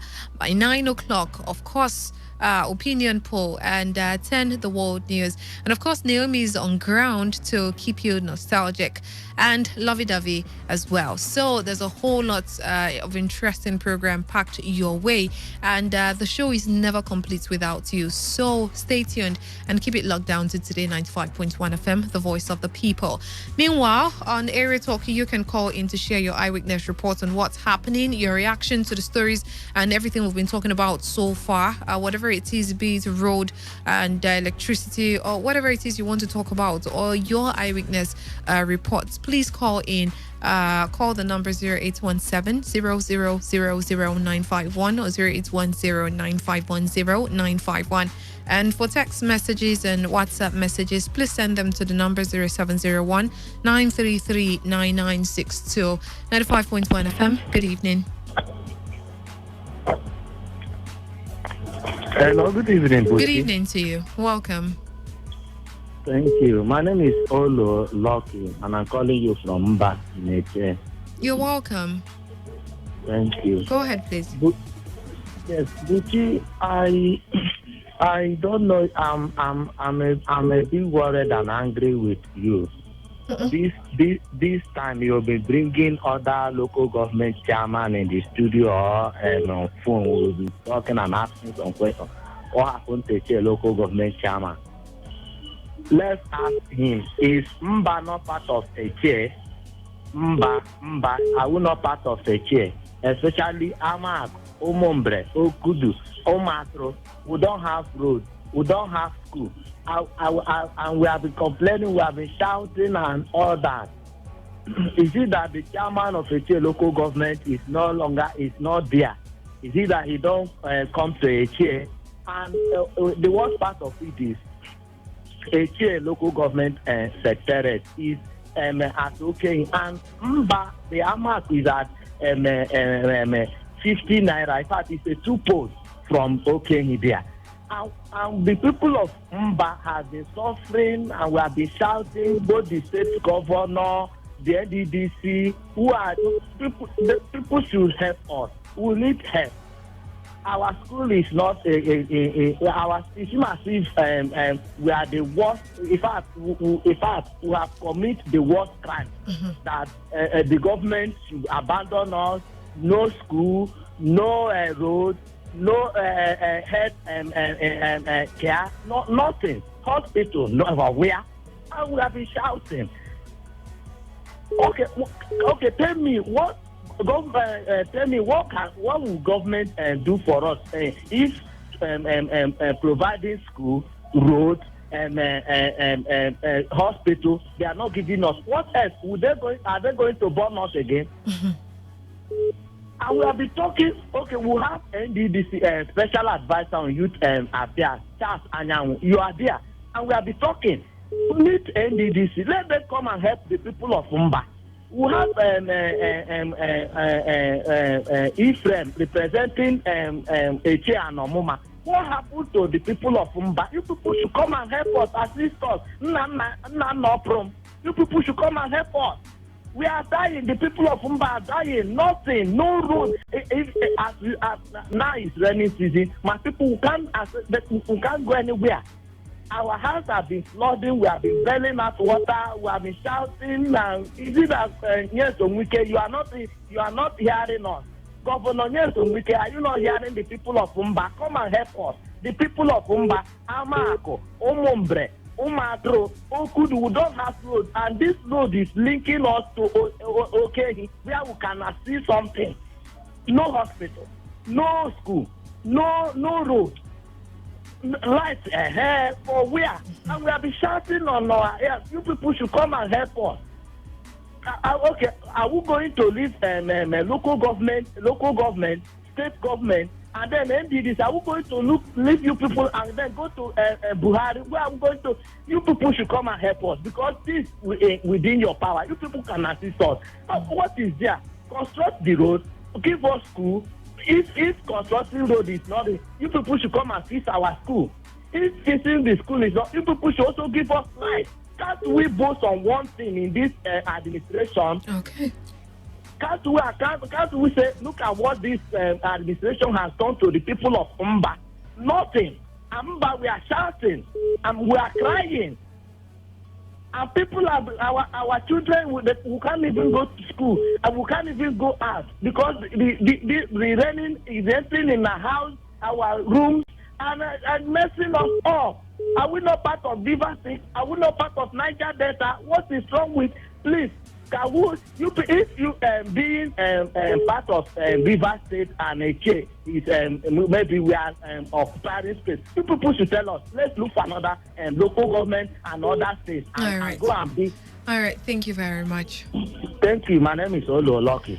Ololoki. Yeah. Thank you very much for calling in. It really has an issue there with things in Eche. Good evening. Yeah. Good evening, Buchi. Chima, welcome. Yes. Yeah. Thank you very much. Chima, go ahead.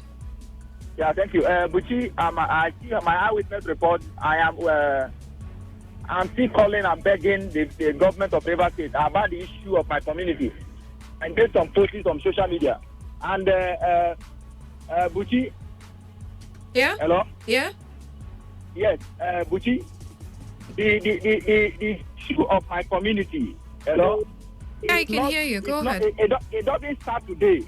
Now, the chairman came that day was telling you that there's no money to do this, to do primary school and thereabout. And two, we are not saying that it's peculiar to this administration, no. But what we are saying is it doesn't matter the government that is in power, either PDP or APC, we don't care. What we want is please let them help us and construct our roads. Let us have get an access road like every other community in River State. Which is only Rumodogo community that does not have a motorable road to enter their community. I mean, it's heartbroken, honestly. When you see when you come, how you see our mother, how they have to suffer to be able to access a road that is leading to a community, which you are going to cry. I'm telling you, it's worth this time around because it's raining now every day. And the reason is getting worse. Which was the reason why I told Chairman, please, you don't, the grading of roads, they have graded our roads oftentimes, and it has never solved any problem. It has returned to the original state whenever it starts. So we are begging the Chairman, we are begging the governor of River State. The government was supposed to reach everybody. It's not for particular people who have position in government. No. You understand? It is not like that. Don't give us impression that because we don't have position in the government, therefore nothing gets to us. It is wrong. No, it is wrong. This is democracy. This is democracy. So we are pleading to the government of River State. Please help Rumodogo community. We cannot continue like this.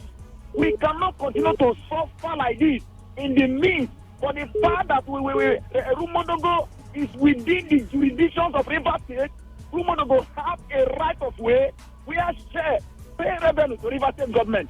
So what have we benefited from that thing? Since I'm not talking about school. No school. A community has been shown that there is no school. There's not even a roof. I show you the school that was built by past administration. Everything, the structure has gone dilapidated. And nothing seems to be done. All this while. We are begging the government of River State, please help us. I am not in any political party. I am an indigenous of Rumodogo who are so affected by the marginalization that have meted to us by the government. So we are begging, let them come to the aid of Rumodogo. Let us have access roads. Let us have school so that we also can feel among just as every other community. Secondly, Buchi, now, that is going on now, Buchi. Is that? A new trend, what is going on now? Okay, now, which NDDC will construct road. After constructing road, people on the street will go and buy red gate and lock the road. And it's very, very appalling. You understand? You were there. You could not bring money to construct road. And after NDDC constructed road, your own is to go and buy gate. Because you have money to buy gate. You don't have money to buy to control the road. Isn't it for security? No. You can't lock street. It is wrong. A street that is linking from another place to another, you are locking it. You have money to buy red gate. I mean, let this stop. And I believe those things are combined efforts by everybody living in that particular area or that particular street. So if they all decide that by this time of the day, the gate should be locked and whoever is coming into this street should be able to identify himself, and probably there should be some level of check before the person assessing the road. Why do you think that's an issue? No, if it is when somebody wants to pass, they want to have identity of the person, fine. But this one, they will lock the padlock and go away. They carry the key and go. And this is road that was constructed by the government from the taxpayers' money. So how can you lock the road? So what if they had locked? What if they had locked the road before the construction? No. It was not there. I see so many numerous red gates. People buying gates now because of NDC have constructed road. They want to lock it. I think it's wrong. Yes, it has to be stopped. Farm road here, where we normally access when there's road up. You know, when there's road up in NTA road, when you are coming from NTA, you have to divert, and somebody will lock the street. Because you feel that you have money to buy red gate. I think it's wrong. Thank you. All right, Chima, thank you very much. To the text message portal, this one says, Dear Buchi, my community, Oboburu in Onelga, has been overrun by armed robbers, kidnappers, volatile rapists, and marauding quarters. For weeks now, Oboburu community is under siege. The security agents and Nigerian government should come to the aid of Oboburu community. That one's coming from Comrade Oje in Akabuka.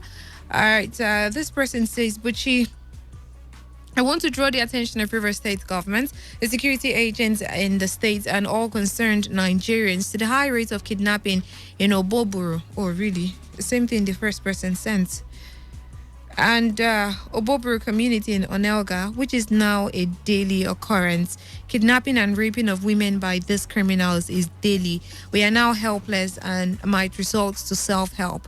The world should help Oboburu. Oboburu community is dying. Wow. That's like the second person sending a complaint SMS regards what's happening in that same community, Oboburu. This one says, Buchi Omobuele Road is in a terrible situation.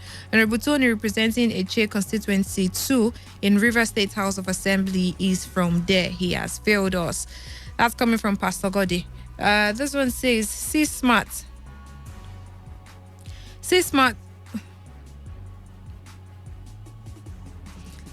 Okay. You see, at the vessel, this confusion the governor puts for education. Now, my daughter wants certificates from primary school, and the headmaster said she must pay 2,000 naira.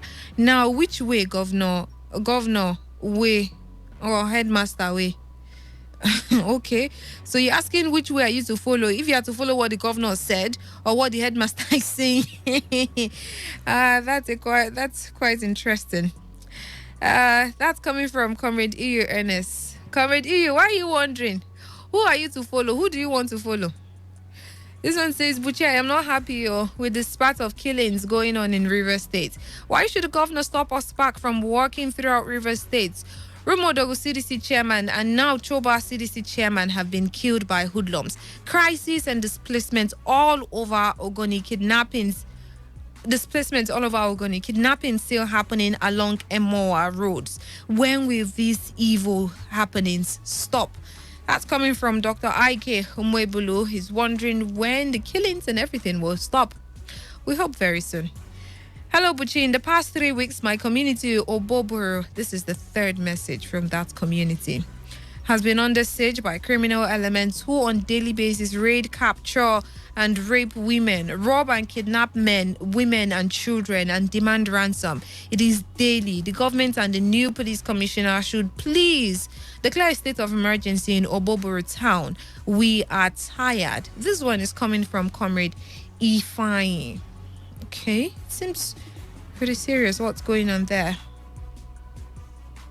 This one says, Buchi, I am DJ Jeff. We should never be afraid in this country. You should tell that caller to mention that man's name in MOA that has only electricity. We blacks are no longer in slavery, and we cannot be. Media, do not be afraid. I guess that's all you were trying to say there. Okay. It's one thing to be afraid. It's one thing to say someone is afraid, and it's another thing to say don't say anything unless you have facts. Don't accuse people when you know you don't have the facts to back up. When you're called upon, okay, this is what you said, what you have to defend it, and you have nothing to do it. So many persons, there's no point calling names and all that, because, well, when you're asked to bring out the facts, we'll still be looking at each other. But I don't think anybody should be afraid. If you are speaking the truth and you're saying what is right and you know it is right and you have proof for it, please go ahead and say what you have to say. Now, it brings me back to what's happening at Ndele. Emenike said he left Ndele because of some kind of situation he won't be able to talk about. And another caller also called in the other day to say, but Chief, you know what's happening here? Nobody can talk. Everybody's mouth is shut, because if you talk now, they look for you. And kept me wondering what exactly is happening at Ndele that Emenike of all persons is even scared of talking about. What is going on there? And like I said earlier when I started the show, would love to hear from people from Degema community. If you can't call in, just send an SMS. We would love to know what's happening in Degema currently, the situation of things there, the schools, and what's generally going on at Degema community. 95.1 FM. Degema local government. Sorry. Good evening. Hello. Welcome. Yes, I'm Mr. Cosmos from Liba. Okay, good to have you. Go ahead. Yes, this Rumodogo Road, these people are suffering. Rumodogo are suffering. Yes. Let me compliment the effort of Oba Broma and the others who used to call about that Rumodogo Road. So our government should help those people. They are suffering. Yeah. Okay. Now that it's rainy season, people cannot access that road. Then concerning my community, there are peace now in my community. But our problem now is that yes, there is peace now. The people are returned to their various homes. But our problem now is that road, this Rumuji, Iba, and Bishop Road. That road has started developing a pothole again. So our government should help us to complete that road. How about the issue with your chiefs at Iba? Has it been settled? You see, for over 10 years now, that matter has been lingering in the court. So we are calling so that they can equally help us and finish that matter, so that Iba can have a highness. Don't have any highness. Okay. No. So they should help us. All right. Thank you very much for calling in. 95.1 FM. Good evening. Hello, good evening. Good evening to you. Good evening. My name is George George. I'm calling from M1 local government area. George, it's good to hear from you today. Go ahead. My era talk is centered on activity that is happening in M1 local government as general. It's just that I just want to, it's just that M1 local government is a local government that is visible close to the Obiabo local government. After Chuba, you get to M1 local government. And it even wonders me where there is no evidence of democracy from our leaders. Now, go to Akokotoro local government area. The chairman, every person that is coming there, they are telling them, the people are telling them that give the people right. They are the one paying fees that is coming from that place. That in M1 local government area, instead of them for them to tell the chairman what is going to happen, bring dividends of democracy, bring water to the people, construct roads, bring basic amenities, what they will do is that allege if they should bring the allocation, the stakeholders within them, they will be sharing the money. It is unfair. It is really unfair. Because what I'm saying standing this year, because when they will come in 2023, they will be going from houses to houses, making promises that is not even achievable, going to how they will do and how they me. But I am calling on the chairman of Emoha local government area, Tom Alezi. Please, Emoha local government should not be backward. Emoha local government should have a very, even though I stay in town, I also stay in the village. But so many people are suffering. If you go to communities like Rumodogo, so who make me, as I'm talking to you, who make me, those communities, it doesn't even have what it takes. No school. People are not even talking about Emoha local government area. Please, I am pleading with the stakeholders. That is why I am most always pleading with the governor of the state. Let's see, remember Emoha local government area in the sense that a local government area has what can even feed entire River State. Because if you center agriculture in Emoha local government local government is the same. And every time we keep on hearing kidnapping, our voice is going to engage ourselves in working. Please, I am pleading with Tom Aleze. Let him borrow a clue from Akokotoro, people that is our neighbor. What is happening with them? Because they are trying to bring the evidence of democracy to them. Please, I am pleading with him. I am pleading. I want to plead with him. All those projects that they have abandoned almost all the projects. Issue the road is not working. Issue the road, they just left it. Rumuji, Iba, Opele, Issue the road is abandoned. Rumuji, Rumewo, Rumodugo, and Ona Rumodugo is abandoned. Abandoned the road is abandoned. All this, is that what you are going to do? And on success, they are praising that they graded Rumodugo road. That is what the chairman is telling us.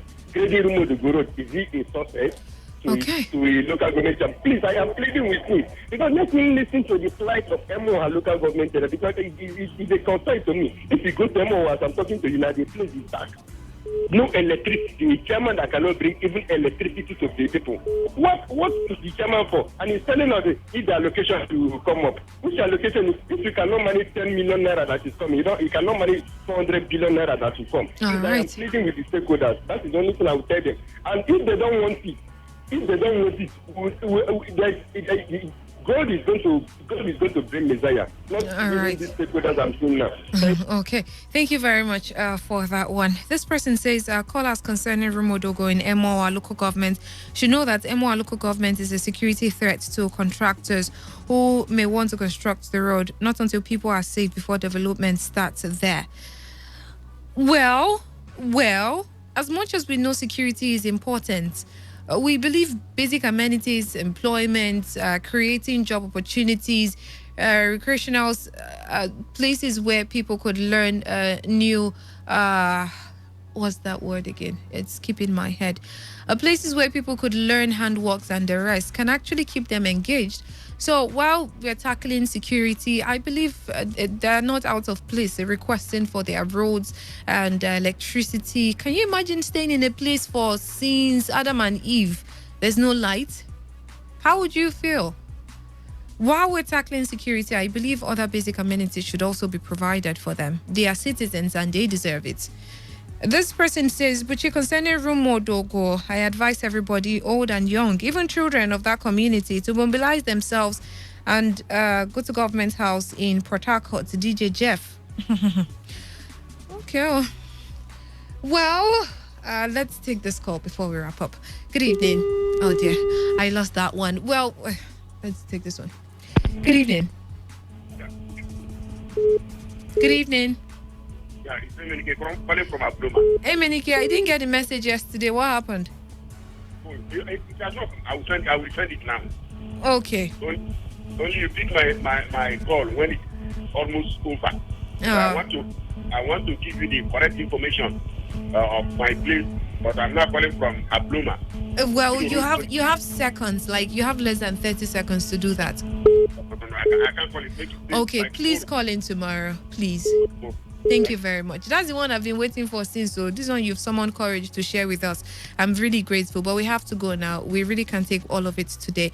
And for others calling in, we'll take your calls tomorrow. So please keep a date with us. And to all those that were part of the program, to those that tried calling, those were able to get across to us, and those listening currently, thank you very much for doing Area Talk with me. My name is Buchi Rafa. I'll be back here tomorrow to also talk about things happening in our community.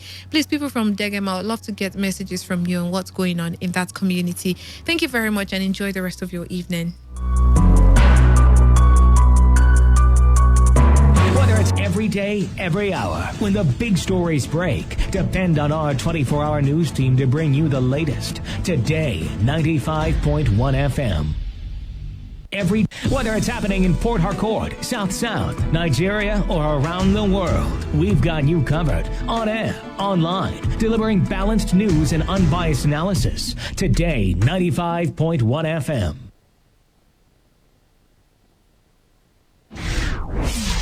Today, 95.1 FM, Port Harcourt. News update.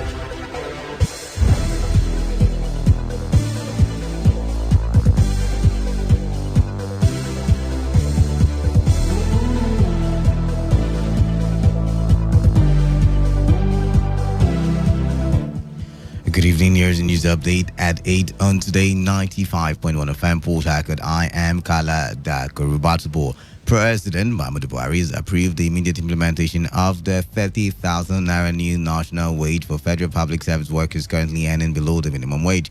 The chairman, National Salaries, Income and Wages Commission, Richard Egbule, who revealed this while addressing a news conference on the implementation of the new national minimum wage in Abuja, said the commencement of the approved payment would be determined by the Office of the Accountant General and backdated to when the president signed the agreement. According to Egbule, the approval takes effect from April 18, 2018 and will affect the salary of government agencies under 5 salary structures. President Muhammadu Buhari has described those criticizing isolated cases of insecurity in the country as unpatriotic. The president further disclosed that this government will be tough on the cancer of corruption. He made the statement while receiving the national executives of the Buhari campaign organization at the State House in Abuja. The Nigerian leader further commended the contribution of the group to his election while also assuring them that they will not be disappointed in a second term. The president noted that every country around the world is facing one security challenge or the other and pointed out that there are new challenges of banditry and kidnapping around the globe and that Nigeria has made significant progress. He added that the government will not relent in its efforts to address criminal activities to protect the lives and property of all Nigerians. The Nigerian Senate has called for immediate convocation of a national security summit to address insecurity in the country. This followed the point of order raised by Senator Ayo Akin-Yelure from Ondo State over the killing of Funke Olakunrin, daughter of Pa Ruben Fashoranti, a leader of the Afenifere. Akin-Yelure expressed concern over the killing and similar ones, which he described as increasing an incident. He also cautioned that if immediate actions were not taken, the development might lead to ethno-religious crisis, especially in the southern part of the country. Acting Chief Justice of Nigeria, Justice Tanko Mohammed, will tomorrow be screened by the Senate. According to the Senate President, Ahmed Lawan, the acting CJN will be screened by a committee of the entire Senate. President Muhammadu Buhari had last week forwarded Justice Tanko's name to the Senate for confirmation in accordance with the 1999 Constitution. The President's action followed the recommendation of the National Judicial Council. He also sent a second letter seeking the approval for the appointment of 15 special advisors. The Senate has appealed to the Senior Staff Association of Nigeria, SANU, and the Non-Academic Staff Union of Universities, NASU, to shelve their planned nationwide strike in the interest of the country, promising to engage stakeholders to resolve their grievances. The resolution followed a point of order by Senator Baru Jibrin Kanu North on the impending nationwide industrial action by the two unions. The Senate also stressed the need to engage SASU and NASU with a view to amicably resolving their differences. However, the University of Port Harcourt chapter of the Joint Action Congress, JAC, comprising SANU and NASU, continued their 3-day warning strike over non-implementation of the 2009 agreement and sacking of the primary school teachers. Speaking with newsmen, the Joint Action Congress chairman of Uniport, Bernard Chuku, said the priority given to the Academic Staff Union of Universities over SANU and NASU is unacceptable. NASU Secretary in Uniport, Ebubechi Wisdom, appealed to the federal government to meet on their demands reached in the 2009 agreement. We're agitating a lot of things, especially the 2009 negotiation that was made since 2009. We are asking government to come and do the needful, especially the money that was given to universities, and it was allocated 80% to ASU and 20% to non-academic. Meanwhile, when ASU was on strike, it was non-academic that pays them. It was non-academic that are doing their all the things that they go home for. Pay them at the end of the month. Now the money has been given to universities. ASU have taken 80% and given non-academic 20%. This is unacceptable. That's the reason why we are calling federal government to come and do the needful, to come to our aid and give us the 30 billion naira that is part payment of what we are asking for. The Rivers State House of Assembly has condemned the spate of violence leading to deaths and destruction of properties in the state and different parts of the country. Speaker of the House, Ikunyo Owaji-Igbani, said this during his opening remarks at the plenary today.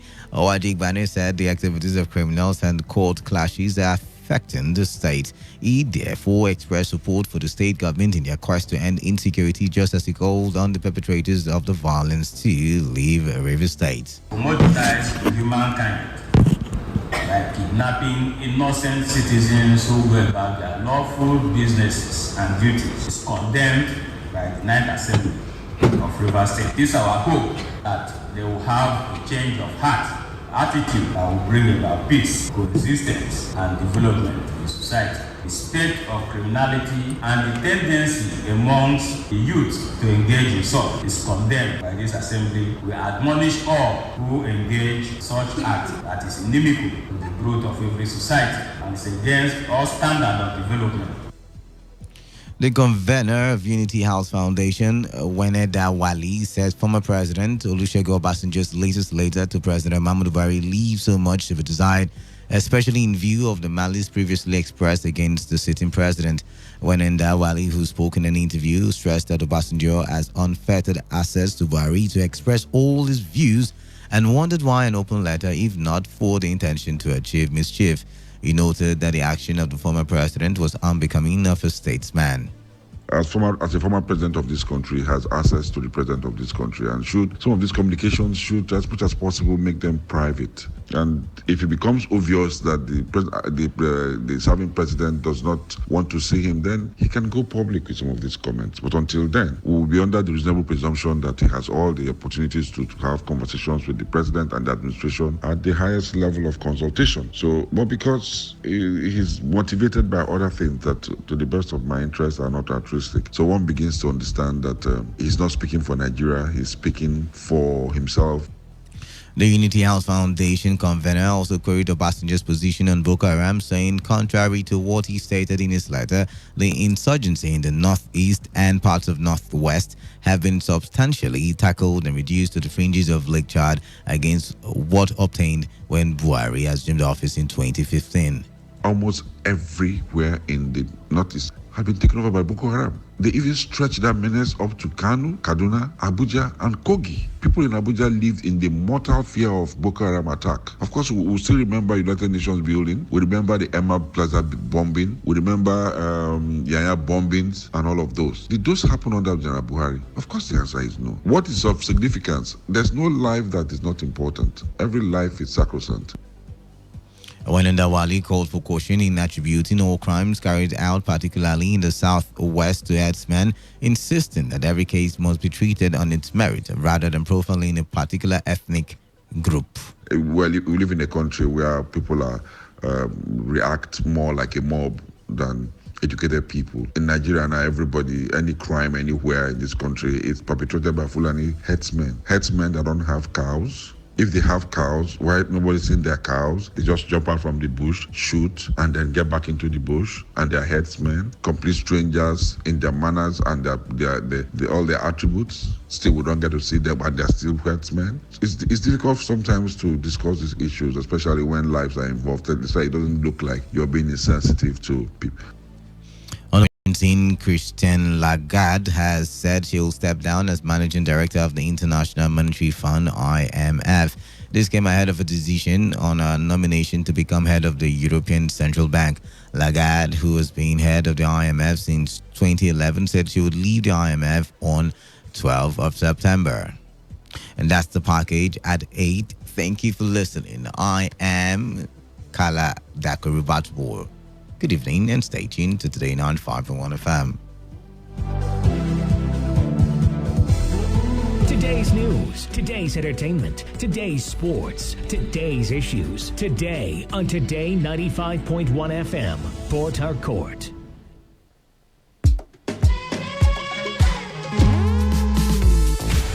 You deserve more from us.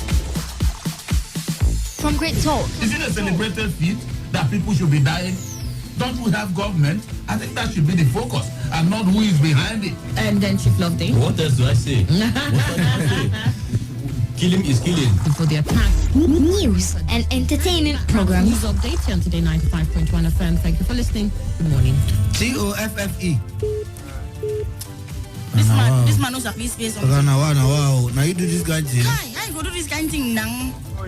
You never be this man. You never know the best way. Honey, now your brother. Stay glued to this dial. Today 95.1 FM, and we will do the rest.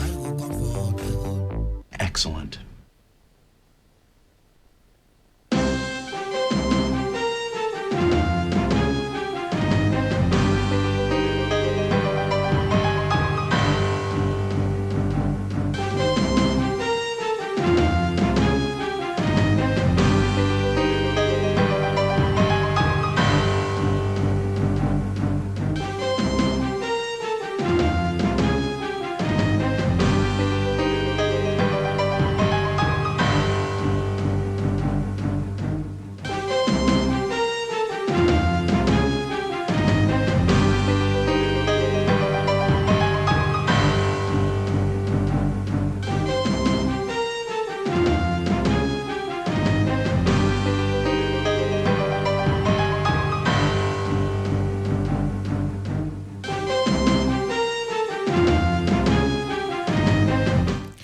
Good evening, this is Today 95.1 FM Port Harcourt, Voice of the People, and it is time again for a rundown of the foreign news stories that made the headlines on the world today.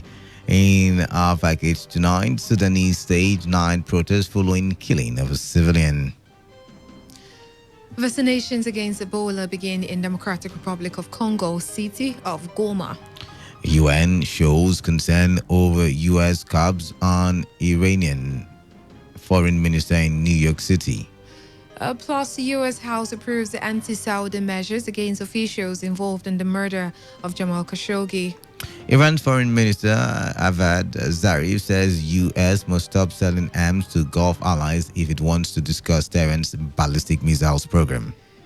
And it lists its missile guns in raid on neo-Nazis. I am Kala Dakarubatabo. And I am Buchi Rafua.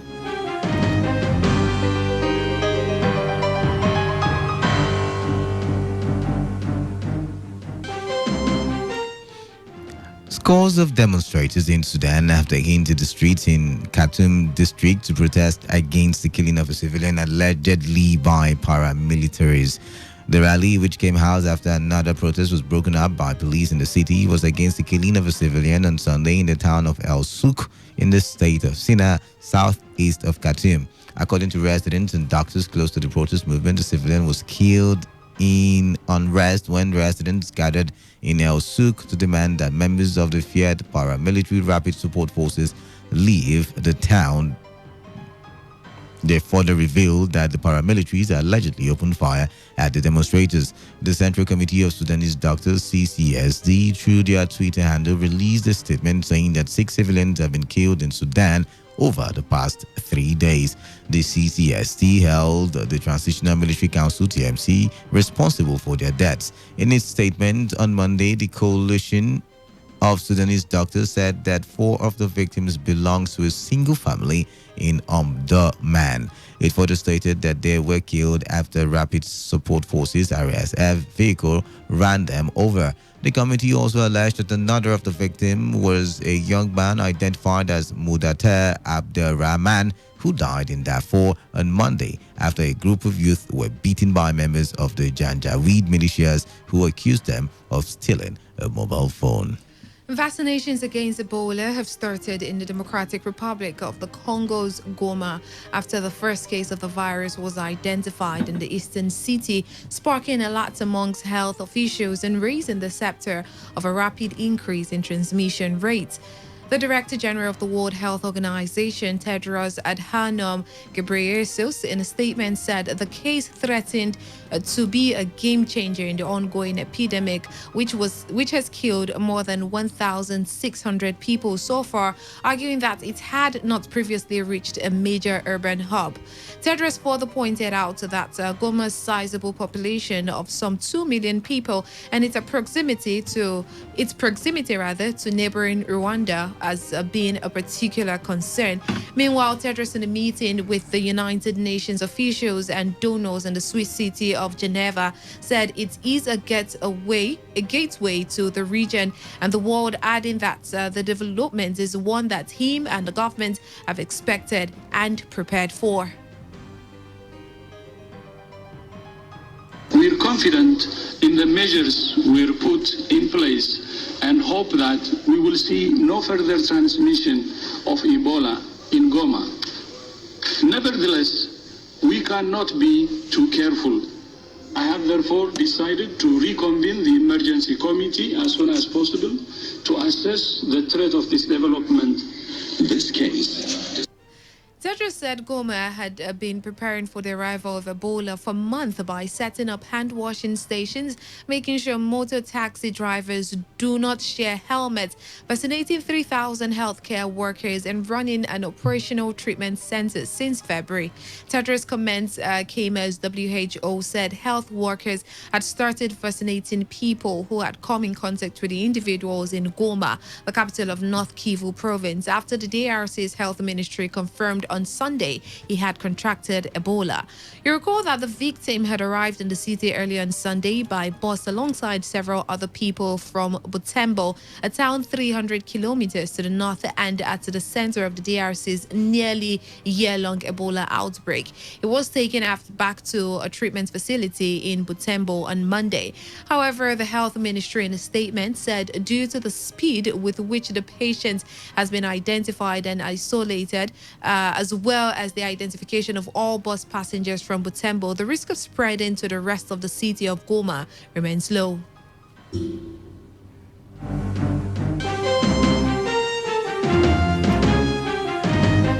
Now away from Africa to the rest of the world. According to global agencies, almost 20 million children missed out on potentially life-saving vaccinations last year. United Nations agencies have called for an increase in efforts to shield minors from preventable illness such as measles. This follows a report according to global agencies which has it that almost 20 million children last year did not receive potentially life-saving vaccinations. In an annual report released, the World Health Organization, WHO, and the UN Children's Agency, UNICEF, said 19.4 million children were not fully vaccinated in 2018, which they said is an increase from 18.7 million the year before and about 18.5 million in 2016. According to the WHO, the increase pointed to a dangerous stagnation of global vaccination rates due to conflict, inequality, and complacency. WHO's Director General Tedros Adhanom in a statement said vaccines are one of the most important tools for preventing outbreaks and keeping the world safe, stressing that it's often those who are poor, those touched by conflict or forced from their homes that are persistently missed, while he added that far too many are left behind.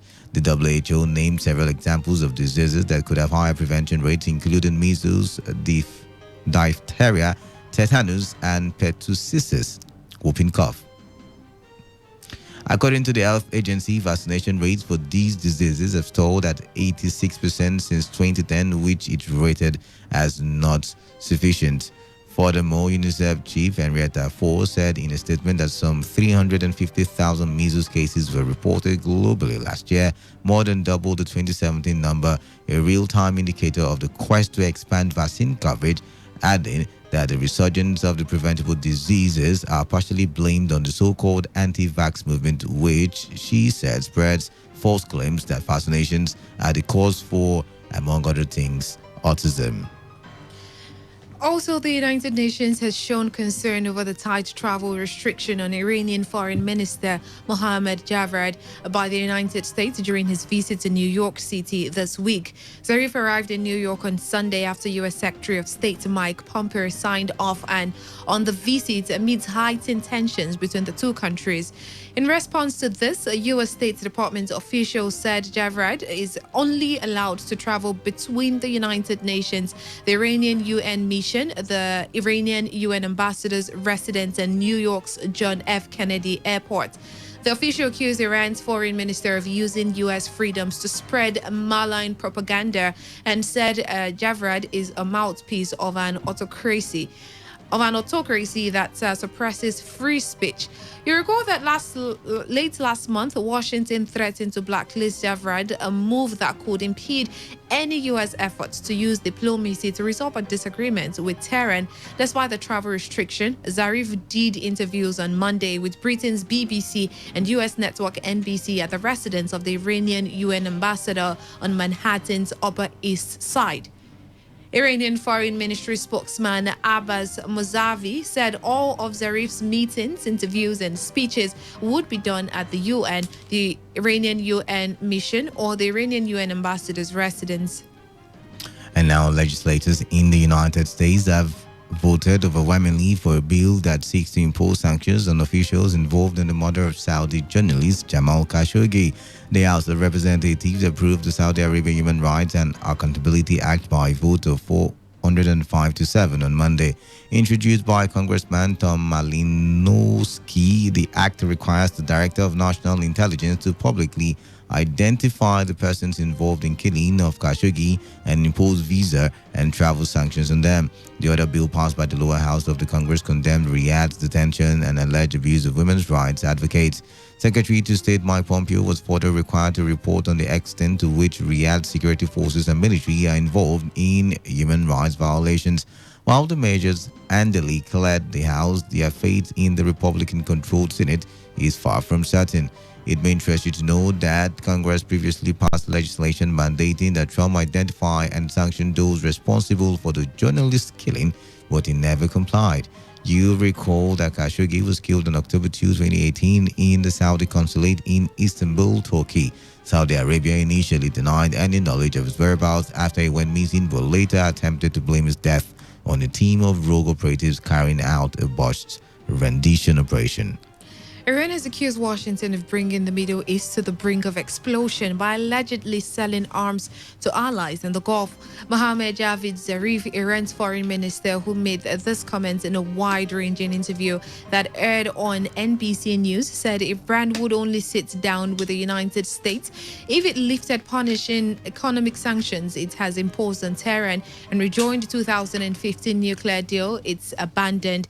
You recall that Trump had pulled the U.S. out of the landmark multilateral accord, saying he wanted to negotiate a new deal that also addressed Iran's ballistic missile program and support for armed groups in the region. However, Zarif, who is in New York for a visit to the United Nations, told NBC it was the U.S. and its allies, Saudi Arabia and United Arab Emirates, who were to blame for turmoil in the Middle East, while he added that if they want to discuss ballistic missiles, they need to discuss the amount of weapons sold to their region. Zarif, who is also facing U.S. sanctions, reiterated Tehran did not want a war with Washington and urged Trump to lift the crippling measures against Iran to begin talks. In Iran, EU foreign policy chief says steps taken by Iran so far, including enriching uranium above deal limit, are reversible. The European Union's foreign policy chief, Federica Mogherini, who made this known, said the European signatories to the Iran nuclear deal do not see Tehran's recent moves reducing compliance as significant and do not intend for now to trigger the pact's dispute mechanism. Speaking to reporters after a meeting of EU foreign ministers in Brussels, Federica Mogherini urged Iran to acknowledge the work undertaken by France, the United Kingdom and Germany to save the 2015 agreement, also signed by China and Russia after the United States unilaterally withdrew from it in May last year. Since then, Washington and Tehran have been embroiled in a bitter war of words, and tensions in the Gulf region have soared amid the former's imposition of punishing sanctions as part of a so-called maximum pressure campaign against Iran's leaders, who have responded by gradually reducing compliance with the nuclear deal. Mogherini, however, pleaded with Iran to reverse its steps and go back to full compliance with the agreement, saying that the reality is that the deal has avoided Iran developing a nuclear weapon, and so it has been effective. Mogherini said the remaining parties do not intend to invoke the deal's mechanism to punish non-compliance for now, adding that the current data from the UN nuclear watchdog did not indicate Iran's recent steps to be significant non-compliance. At least 4 people have been confirmed dead and dozens of others are trapped in rubble after the collapse of 4-story residential building in India's financial capital, Mumbai. Fire official Ashok Talpade said on Tuesday that rescuers had pulled out 3 people and rushed them to a hospital, but it was not clear whether they were dead or alive. Talpade said the building in Mumbai's Dongri area was located in a narrow lane in a congested area, making it difficult to send earth-moving machines there. Television images showed people forming a human chain to remove the rubble using their hands. A local resident who is an eyewitness told the New Delhi television channel that the building crashed with a heavy sound and that they thought there was an earthquake, adding that the building was about 80 years old. It may interest you to know that building collapses are common in India during the June-September monsoon season, when heavy rains weaken the foundation of structures that are poorly constructed. Mumbai was lashed by heavy rains earlier this month. On Sunday, a 3-story building collapsed in a hilly area in the northern Indian town of Solan following heavy rains, killing 14 people.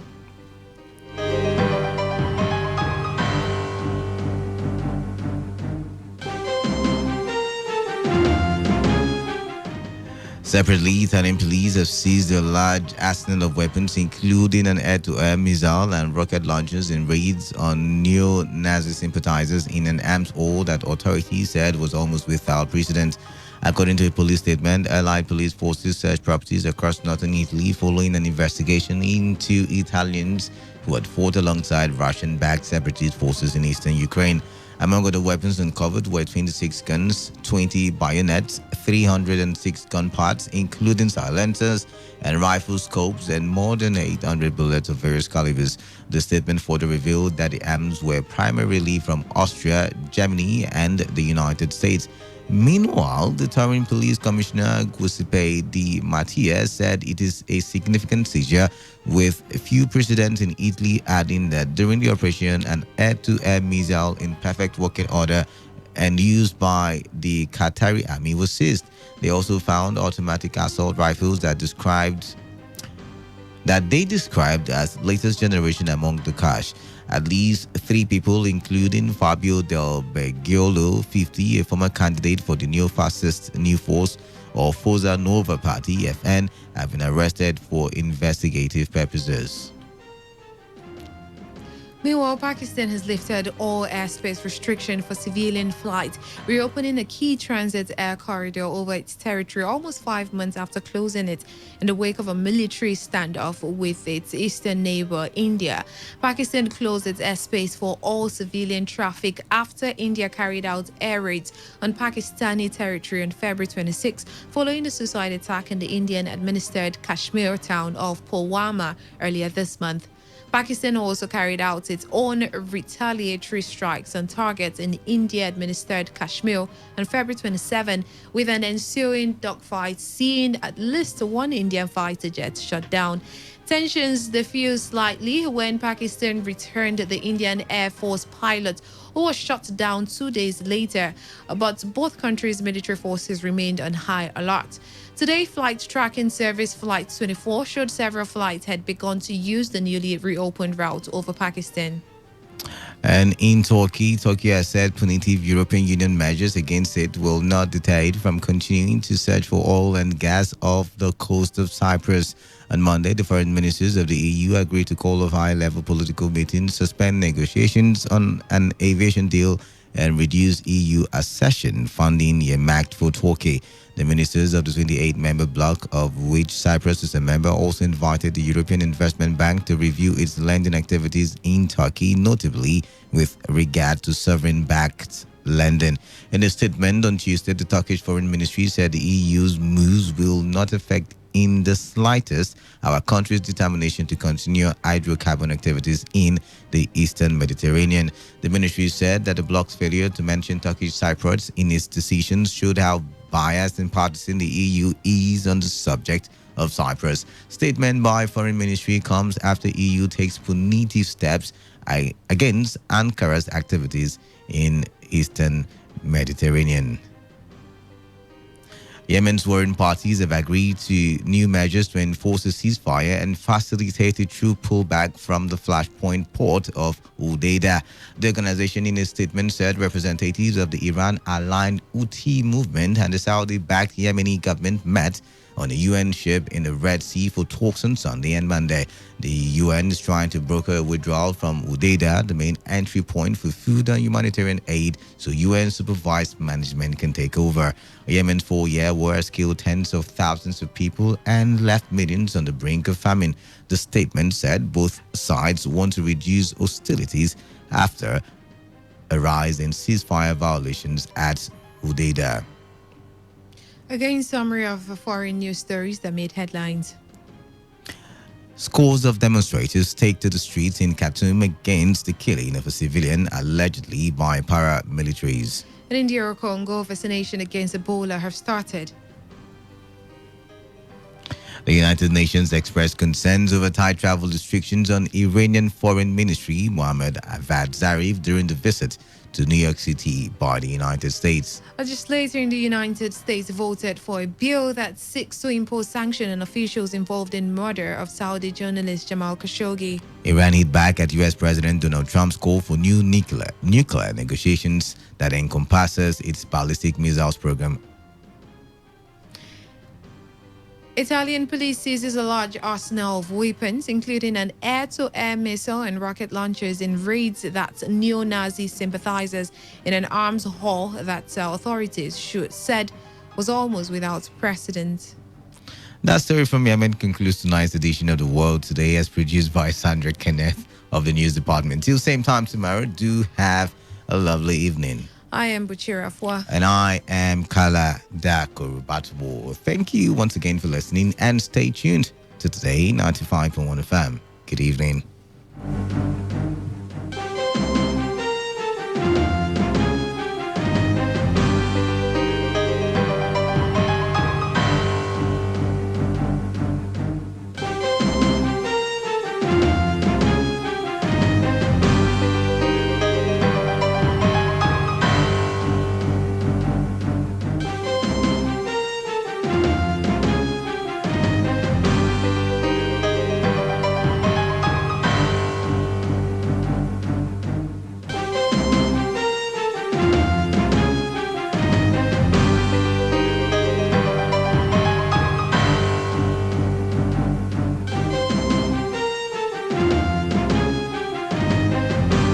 Radio has never been this good. Today, 95.1 FM, Port Harcourt.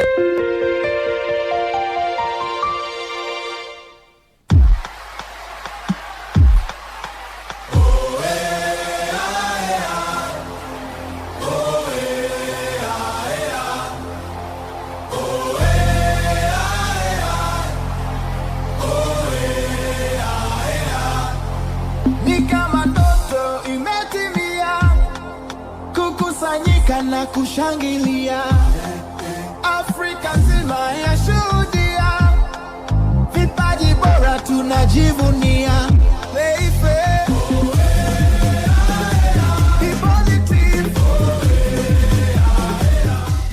A lovely evening to you all out there. Good evening to Port Harcourt. Good evening to South Nigeria, and from everywhere you're watching from around the world. It's time for the African Cup of Nations 2019 coverage, powered by Guinness Extraordinary Passion. Yes, of course, Guinness is the brand that has been passionate about delivering extraordinary football experiences for passionate football fans across Nigeria. And of course, it's your main man, your Superman in the world of sports, Wisdom Obinna. And of course, we'll be flying through the news making the rounds, of course, and of course, all the tidbits coming out right there from the land of the pharaohs in Egypt. Of course, Nigeria will be up tomorrow against the Tunisians. Yes, the Atlas Lions of Tunisia. Now, Tunisia as a team also crashed out in the same round with us. That's the semi-final stage. They lost to Senegal. That extra time goal, gifted Senegal a 1-0 win over the Tunisians. An own goal right there, of course.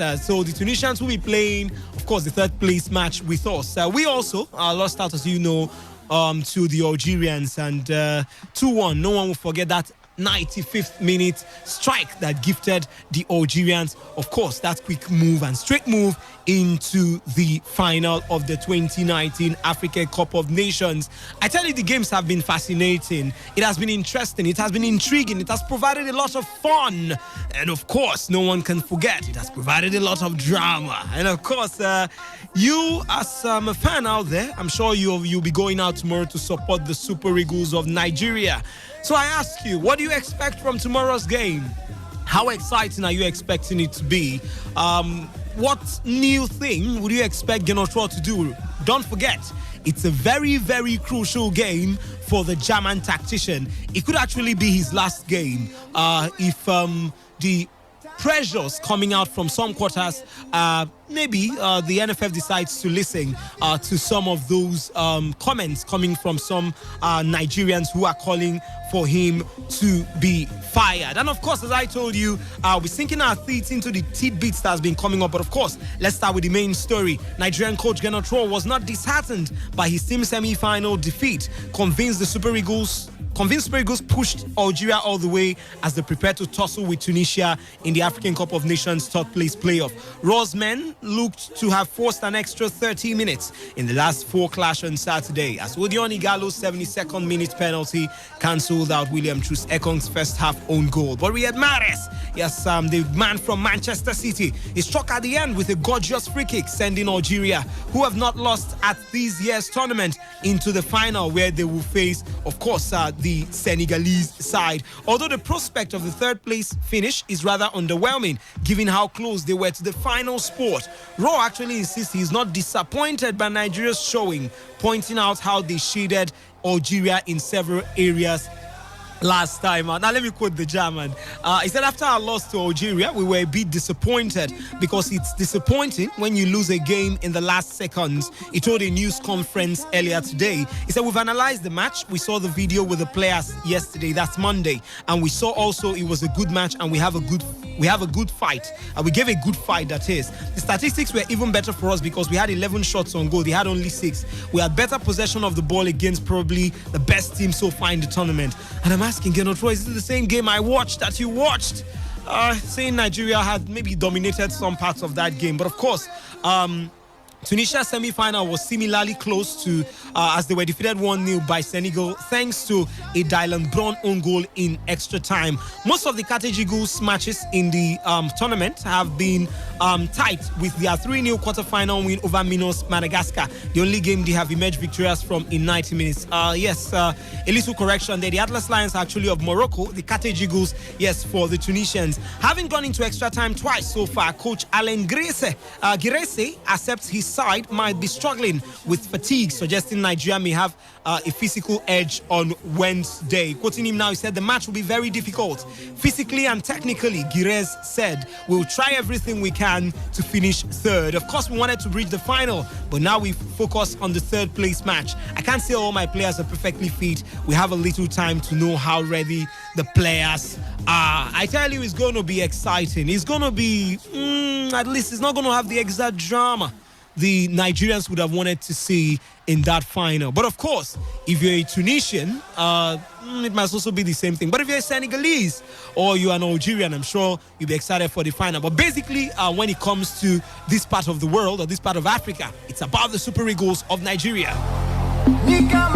Well, straight, let me just tell you, just in case you have no idea of who the Tunisians are, I'll tell you who their star man is. His name is Wabi Kaziri. Yes, even though he was a little quieter than usual against Senegal, Kaziri was still one of Tunisia's more threatening players, creating 3 opportunities. Girez, that's the coach of the side, I'm sure will certainly be looking to him to make the difference. And of course, if you look at the other side of it, talking about the Nigerian angle to this, the star players, of course, no man can omit that man leading the lines right there. He's the top scorer of the tournament, even as we speak.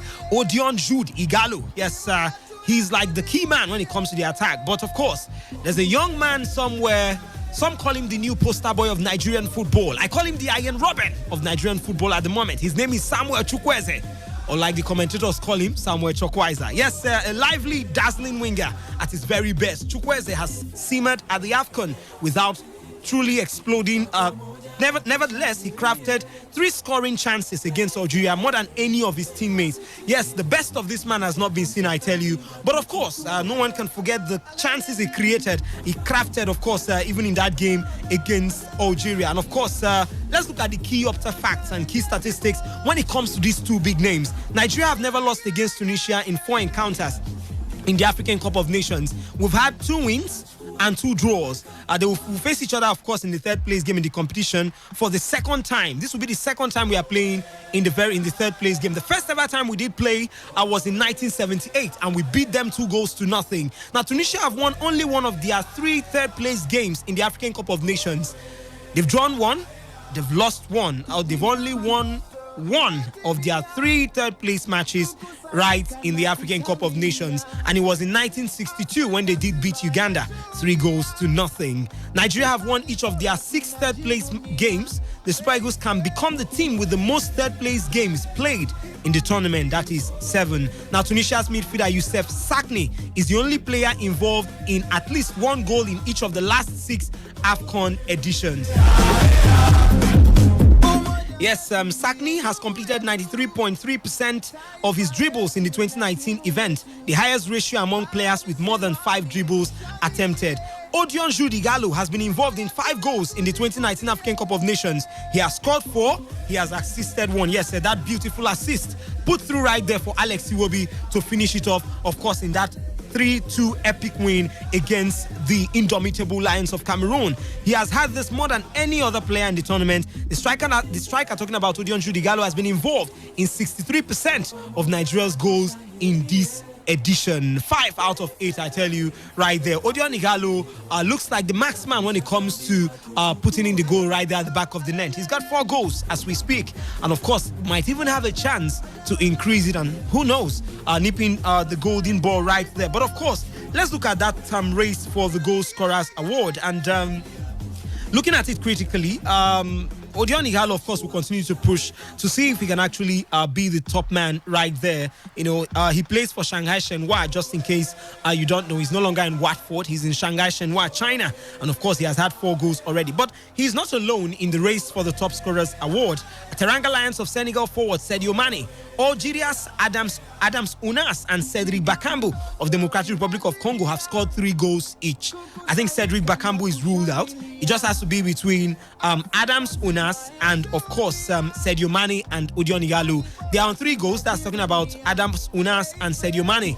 And we'll be hoping to score more. But of course, if Odion Igalo is to get something tomorrow, I tell you, I might just seal it in. But right now, he's on top of the standings. He's got 4 goals. The kickoff time for tomorrow's game is 8 p.m. Nigerian time. And of course, the kickoff time for the final also on Friday is also 8 p.m. Nigerian time. And the game will be played at the Al Salam Stadium right there in Egypt. The Carthage Eagles versus the Super Eagles. Who is actually going to be maybe more stronger or tougher? Who would win at the end of the day?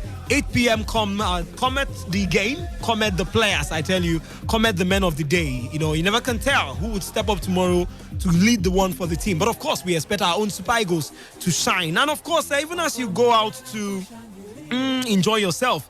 Find a way to still, of course, enjoy the moments at your local bar or maybe your favorite centers of watching games, or even in your house or in your room. Find a way to do that, of course, with the best brand when it comes to the drinks right here in Nigeria, Guinness Foreign Extra Stout. And of course, I'm sure the excitement would not even end, or it would even be more exciting, more fun, to sit around with Guinness. As always, Guinness has remained passionate as they've delivered football over the years, amazing football experiences, of course, for we teaming Nigerian fans. And of course, as you're going out to watch that game between Nigeria and Tunisia, find a way to make sure your first girlfriend or your first boyfriend would be Guinness Foreign Extra Stout. Yes, and I tell you, the excitement is going to give a new definition to the excitement behind, of course, that third place game. But let's take a little of some tidbits coming in from Nigerian players right before that game. Let's start with this one coming in from President of the Nigeria Football Federation, Amaju Pinnick. He has stated that head coach of the Super Eagles, Gernot Rohr, will not be sacked, despite the mounting pressure on the Nigerian football ruling body to relieve the German of his appointment. Rohr has come under intense criticism following the Super Eagles 2-1 semi-final defeat to the Desert Foxes of Algeria. But Pinnick has backed the former Bordeaux tactician to remain in charge of the team. According to Pinnick, quoting him, I said, he will remain at the job. I have complete confidence in him.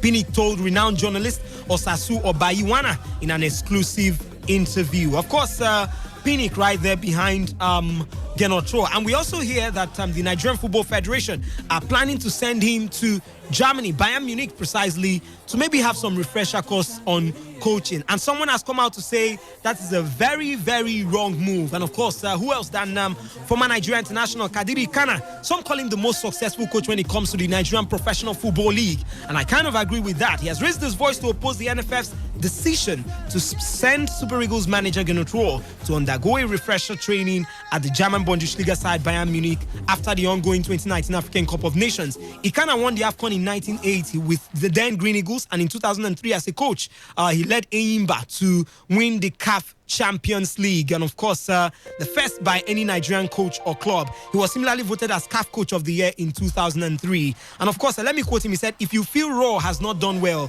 why not ask him to leave? That's the honorable thing to do. But if he has done well, why not? He stays. But sending him on a refresher training is what I cannot fathom out. Is it not a waste of resources? We have so many ex-internationals in this country who are coaches. Why not send some of them on coaching clinics? After all, when they come back, it will be to the benefit of our football generally rather than a foreigner." A lot of things will be happening, I tell you, when it comes to the behind the scenes concerning the future of Coach Gernot Rohr. But I tell you, tomorrow's game will be crucial. Tomorrow's game might seem to be like the decider for the future of the former Bordeaux tactician and, of course, ex-German player Gernot Rohr. And, of course, we'll be opening the phone lines in a bit, and I'll be, as usual, there is some prize coming in, I tell you, from Guinness, courtesy of Guinness Extraordinary Passion. Yes, yesterday we had one winner in Charles. Yes, he actually came to our station earlier today and, of course, dropped his name. I got it from you, Charles, and of course we'll be getting back to you on how you'll be claiming your prize. But of course we'll be opening the phone lines in a bit to get your thoughts and of course your answers to the questions I'm going to be asking. Now the question for today is a little straightforward and simple from what I have said so far. The question is this: who are the three players who are tied on 3 goals behind Odion Ighalo in the list of the top scorers right there at the African Cup of Nations? Who are the 3 players who have got 3 goals between themselves? That's 3 goals each, that is, behind Odion Ighalo in the race for the African Cup of Nations Golden Boots. That's the best, the top scorer right there of the tournament. 0817 0000951 0810 9510951. That is 0817 0000951 0810 9510951. Who and who? 3 of them basically that are behind Odion Jude Ighalo in the top scorers category right there at the African Cup of Nations. First caller of the night. Good evening, welcome to AFCON coverage brought to you by, of course, Guinness Extraordinary Passion. Good evening. Your name and where you're calling us from? Okay, I'm calling from Port.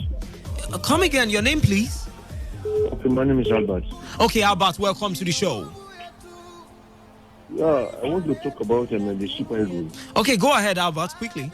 Yeah, the Super Eagles, I'm still actually for that late goal, so I was so disappointed. And the defenders are not clever enough, including the goalkeeper.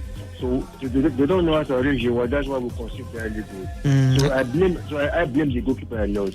Okay. They don't know how to arrange it. That's why we concede that goal. If you can ever see it was open. True. So that's why Real Madrid saw the place that was and made use of the space.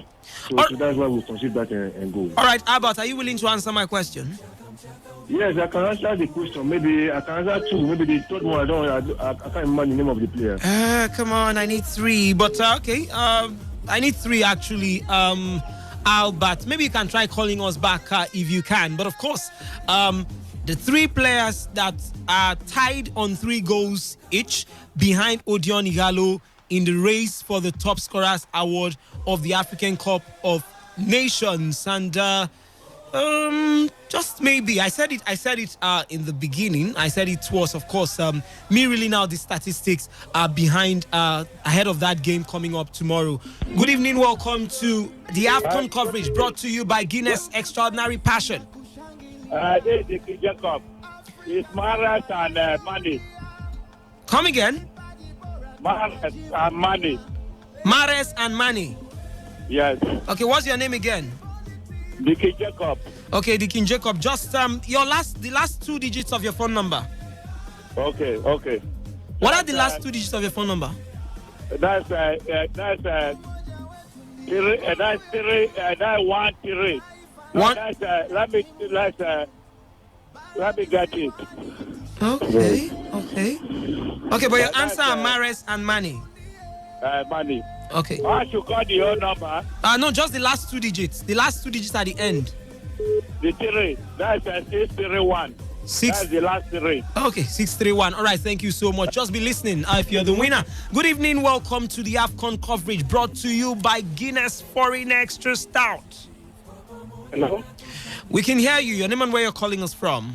My name is Andy from... Andy? Andy. Okay, Andy, welcome to the show. Thank you very much. All right, well, what are you expecting from the Super Eagles come tomorrow's game? Are you expecting fireworks? Yes, they should be able to win the match. Do you want Genotrot to stay or you want him to be fired? Do you want Genotrot to stay or you want him to be fired? No, he should stay. There's no need to fire him. If you fire him now, it doesn't solve any problem. Okay. Straight to my question. Are you willing to answer my question? Hello. Go ahead. I asked who are the 3 guys that are tied on 3 goals each, just behind Odion Igalo in the race for the top scorer award of the African Cup of Nations. Okay, Odion Igalo has 4 goals. The 3 people behind him. Mares. Okay, Mares from Algeria 3. Mane. Okay. Senegal 3. Okay. I think those I should be able to notice. There's one more person. There's one more guy you're missing. Good evening. Oh, sorry, we lost that one. Everyone is just giving me 2 names. There are actually 3 names. Yes, 3 names right there, just behind Odion Igalo in the race for the top scorers award. Yes, there are 3 names, not 2. There are 3 names behind Odion Igalo. Yes, Odion Igalo is the leader, but of course, we've got 3 other names. Good evening, welcome to the African Cup of Nations coverage brought to you by Guinness Extraordinary Passion. Hello, good evening. Good evening, your name and where you're calling us from? Emmanuel calling from Port Harcourt. Emmanuel, welcome to the show. Hello. The names of the 3 players are Adam Ona of Algeria. Okay. And Sadio Mane and Riyad Mahrez. Okay. All right, thank you so much for your thoughts. Right, your name, before I let you go, the last 2 digits of your phone number. 25. 25. Yes. And what's your name again? Emmanuel. Lady Emmanuel. Emmanuel, right there. Okay. He's giving his own prediction. Just be listening. Keep on listening, Emmanuel. If you're my winner, or if you're, I might just be giving out 2 tonight. If you're among the winners, of course, you'll be getting to know towards the end of the show. I just need 3. I just need 3. 3 guys are tied on 3 goals each. That's behind Odion Igalo. Odion Igalo has got 4 goals, but I'm not talking about Odion Igalo. I'm talking of 3 guys, just 3 names. There might be others, but 3 names behind Odion Igalo that have got 3 goals. Good evening, welcome to the African Cup of Nations coverage brought to you by Guinness. Good evening, please speak up a bit. We can barely hear you. From Element. All right, are you willing to answer my question? Yes. Okay, what are the names? Sadomani, Senegal. Okay. Ramare, Nigeria. Okay. Adamonan, Algeria. Come again, you said what? Adamonan. Uh-huh. Algeria. Okay. Is that your final answer? Right. Okay, your name and the last 2 digits of your phone number. Information. Yes. What's the last 2 digits of your number information? Last 2 digits, 33. 33. 33. Okay, thank you so much.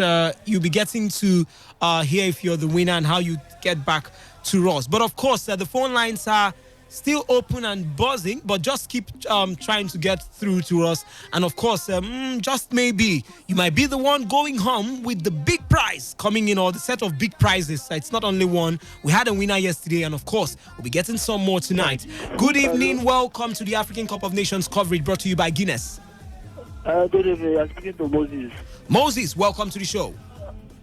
I want to answer your question. All right, Moses, quickly.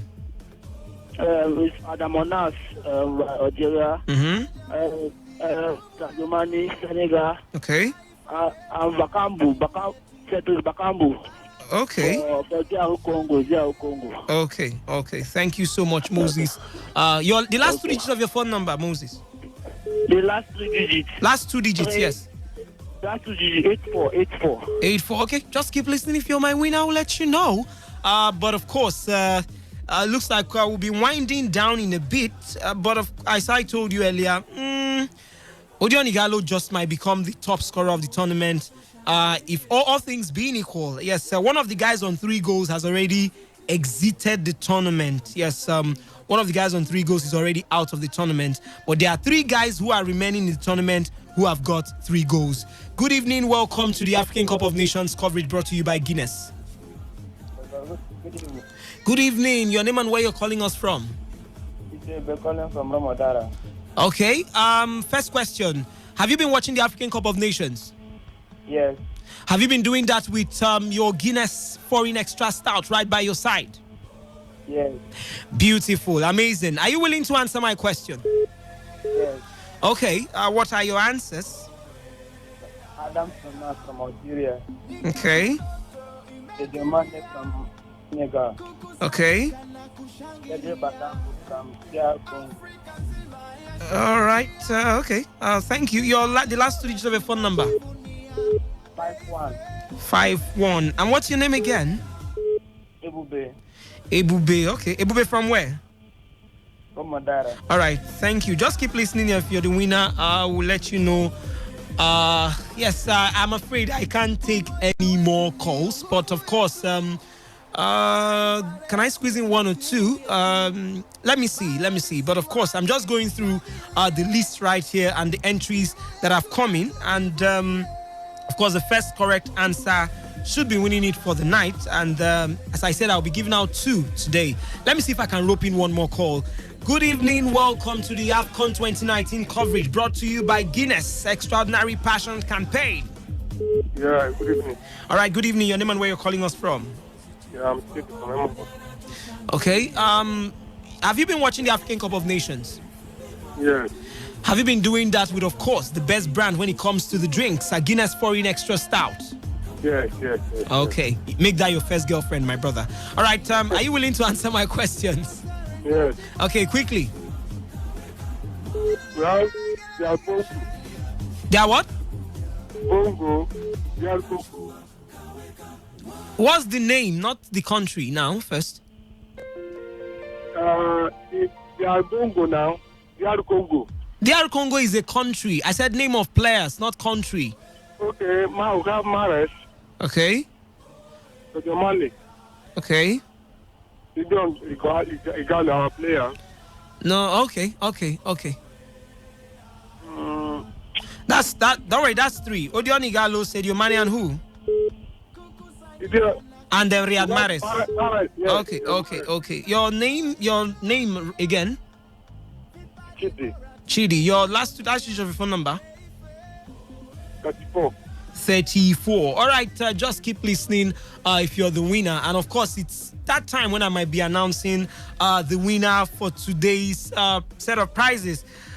Odion Igalo is actually on 4 goals and should not even be part of this competition. But of course, if your entry was correct, please, it's not deliberate. It's the first 2 correct entries I'm going to be picking today. The first correct entry came in from Information. Yes, he said Sadio Mane, of course, of Senegal, Riyad Mahrez of Algeria, and Adam Onas. There are actually 4 players on 3 goals, and one of them have exited the tournament.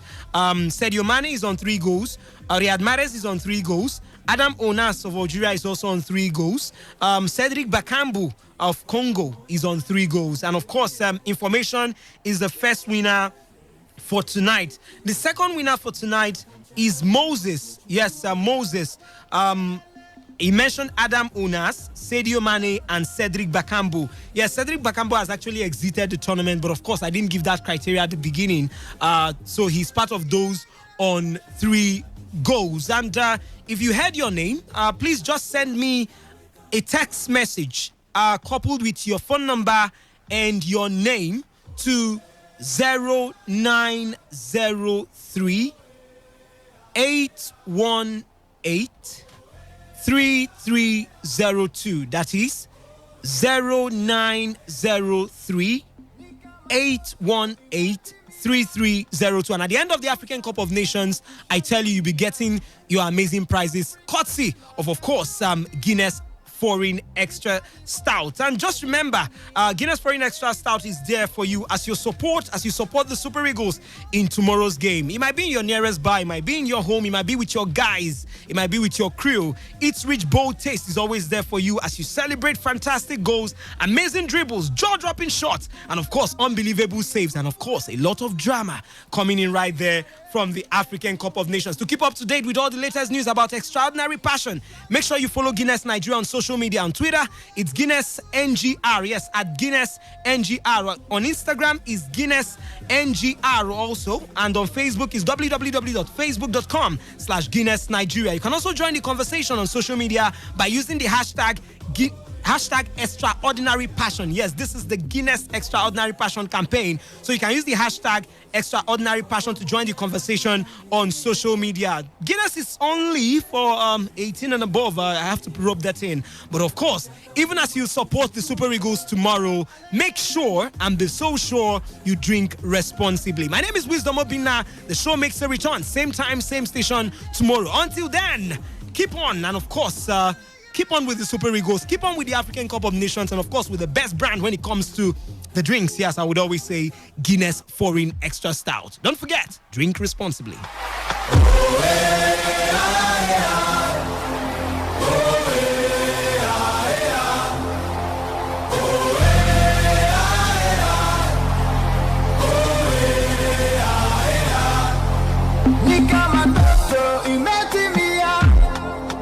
Kusanyika na kushangilia, Afrika nzima yashuhudia, vipaji bora tunajivunia.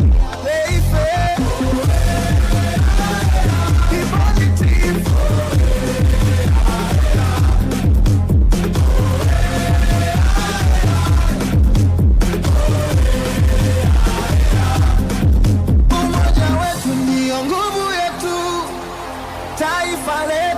timu yetu, bara visiwani tushangilie, timu yetu na tujivunie.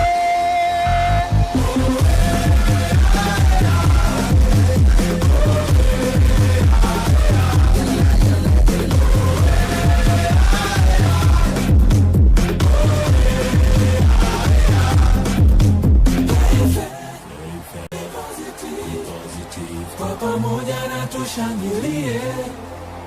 Play fair, be positive. Mchaka mchaka ubingwa tuchukue. Alelele. Kampa tena. Shangilia kushindia kuja. Serengeti boys. Kaweka mwana. Shangilia kushindia kuja. Kachukua kaweka mwana. Today 95.1 FM, Port Harcourt. Opinion poll with Kalada.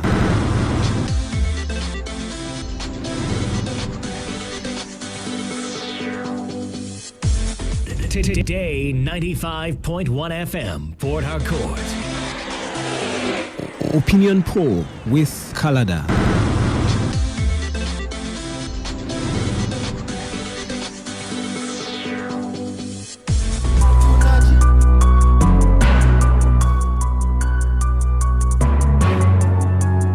All right, then. Good evening. 5 minutes gone. 5 minutes gone into the hour. 9 o'clock. It took my time. These Guinness people took my time. Injustice everywhere. All right. Welcome to Opinion Poll with Canada on your premium talk radio station today, 95.1 FM. And I am so, hyped up for conversations tonight. And why? Because there's something that I really want to talk about with you. Now, if you go through the news or various newspapers, you would see a story where it says 118 people have died because of xenophobic attacks in South Africa. 118 people have died because of xenophobic attacks in South Africa. And, the first thing that came to my mind is, why would Nigerians be respected outside the shores of Nigeria when inside of Nigeria, lives and properties are not respected by the people who say they are Nigerians? I mean, thousands of people die every month, and it is so become normal. I mean, we've become so used. I remember when it all started with the Boko Haram, violence and chaos and everything.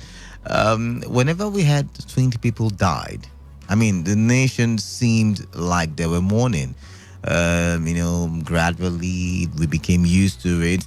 And then, of course, we went to the elders farmers clashes and crisis, and we reacted to when we had 10 people killed, 2 people died. But now these days we don't even care. I mean, another person don't die, okay, government no one do anything.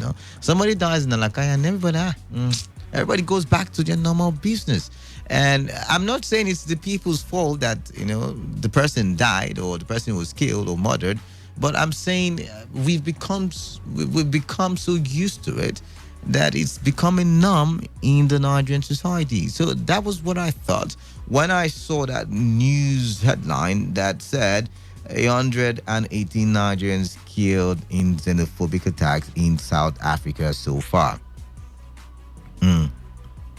And talking about the value of human life, finally, I was talking with Emmanuel Indukwe on the Saturday morning show on Inside Today, and I told them that I have never heard where herdsmen were arrested for allegedly killing or allegedly doing anything that is violent. Apparently today, it seems as if they had me, and the police in Oyo State finally arrested 3 herdsmen for killing a farmer. Now, if you look through all the other news pages, you'll see stuff about insecurity. Of course, there's the one that happened on Sunday morning here in Choba.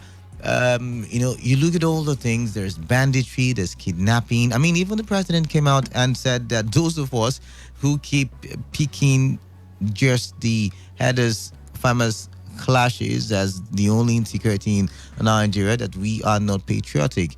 And, even as I want to agree with him, somehow partially, I think, or I understand statement to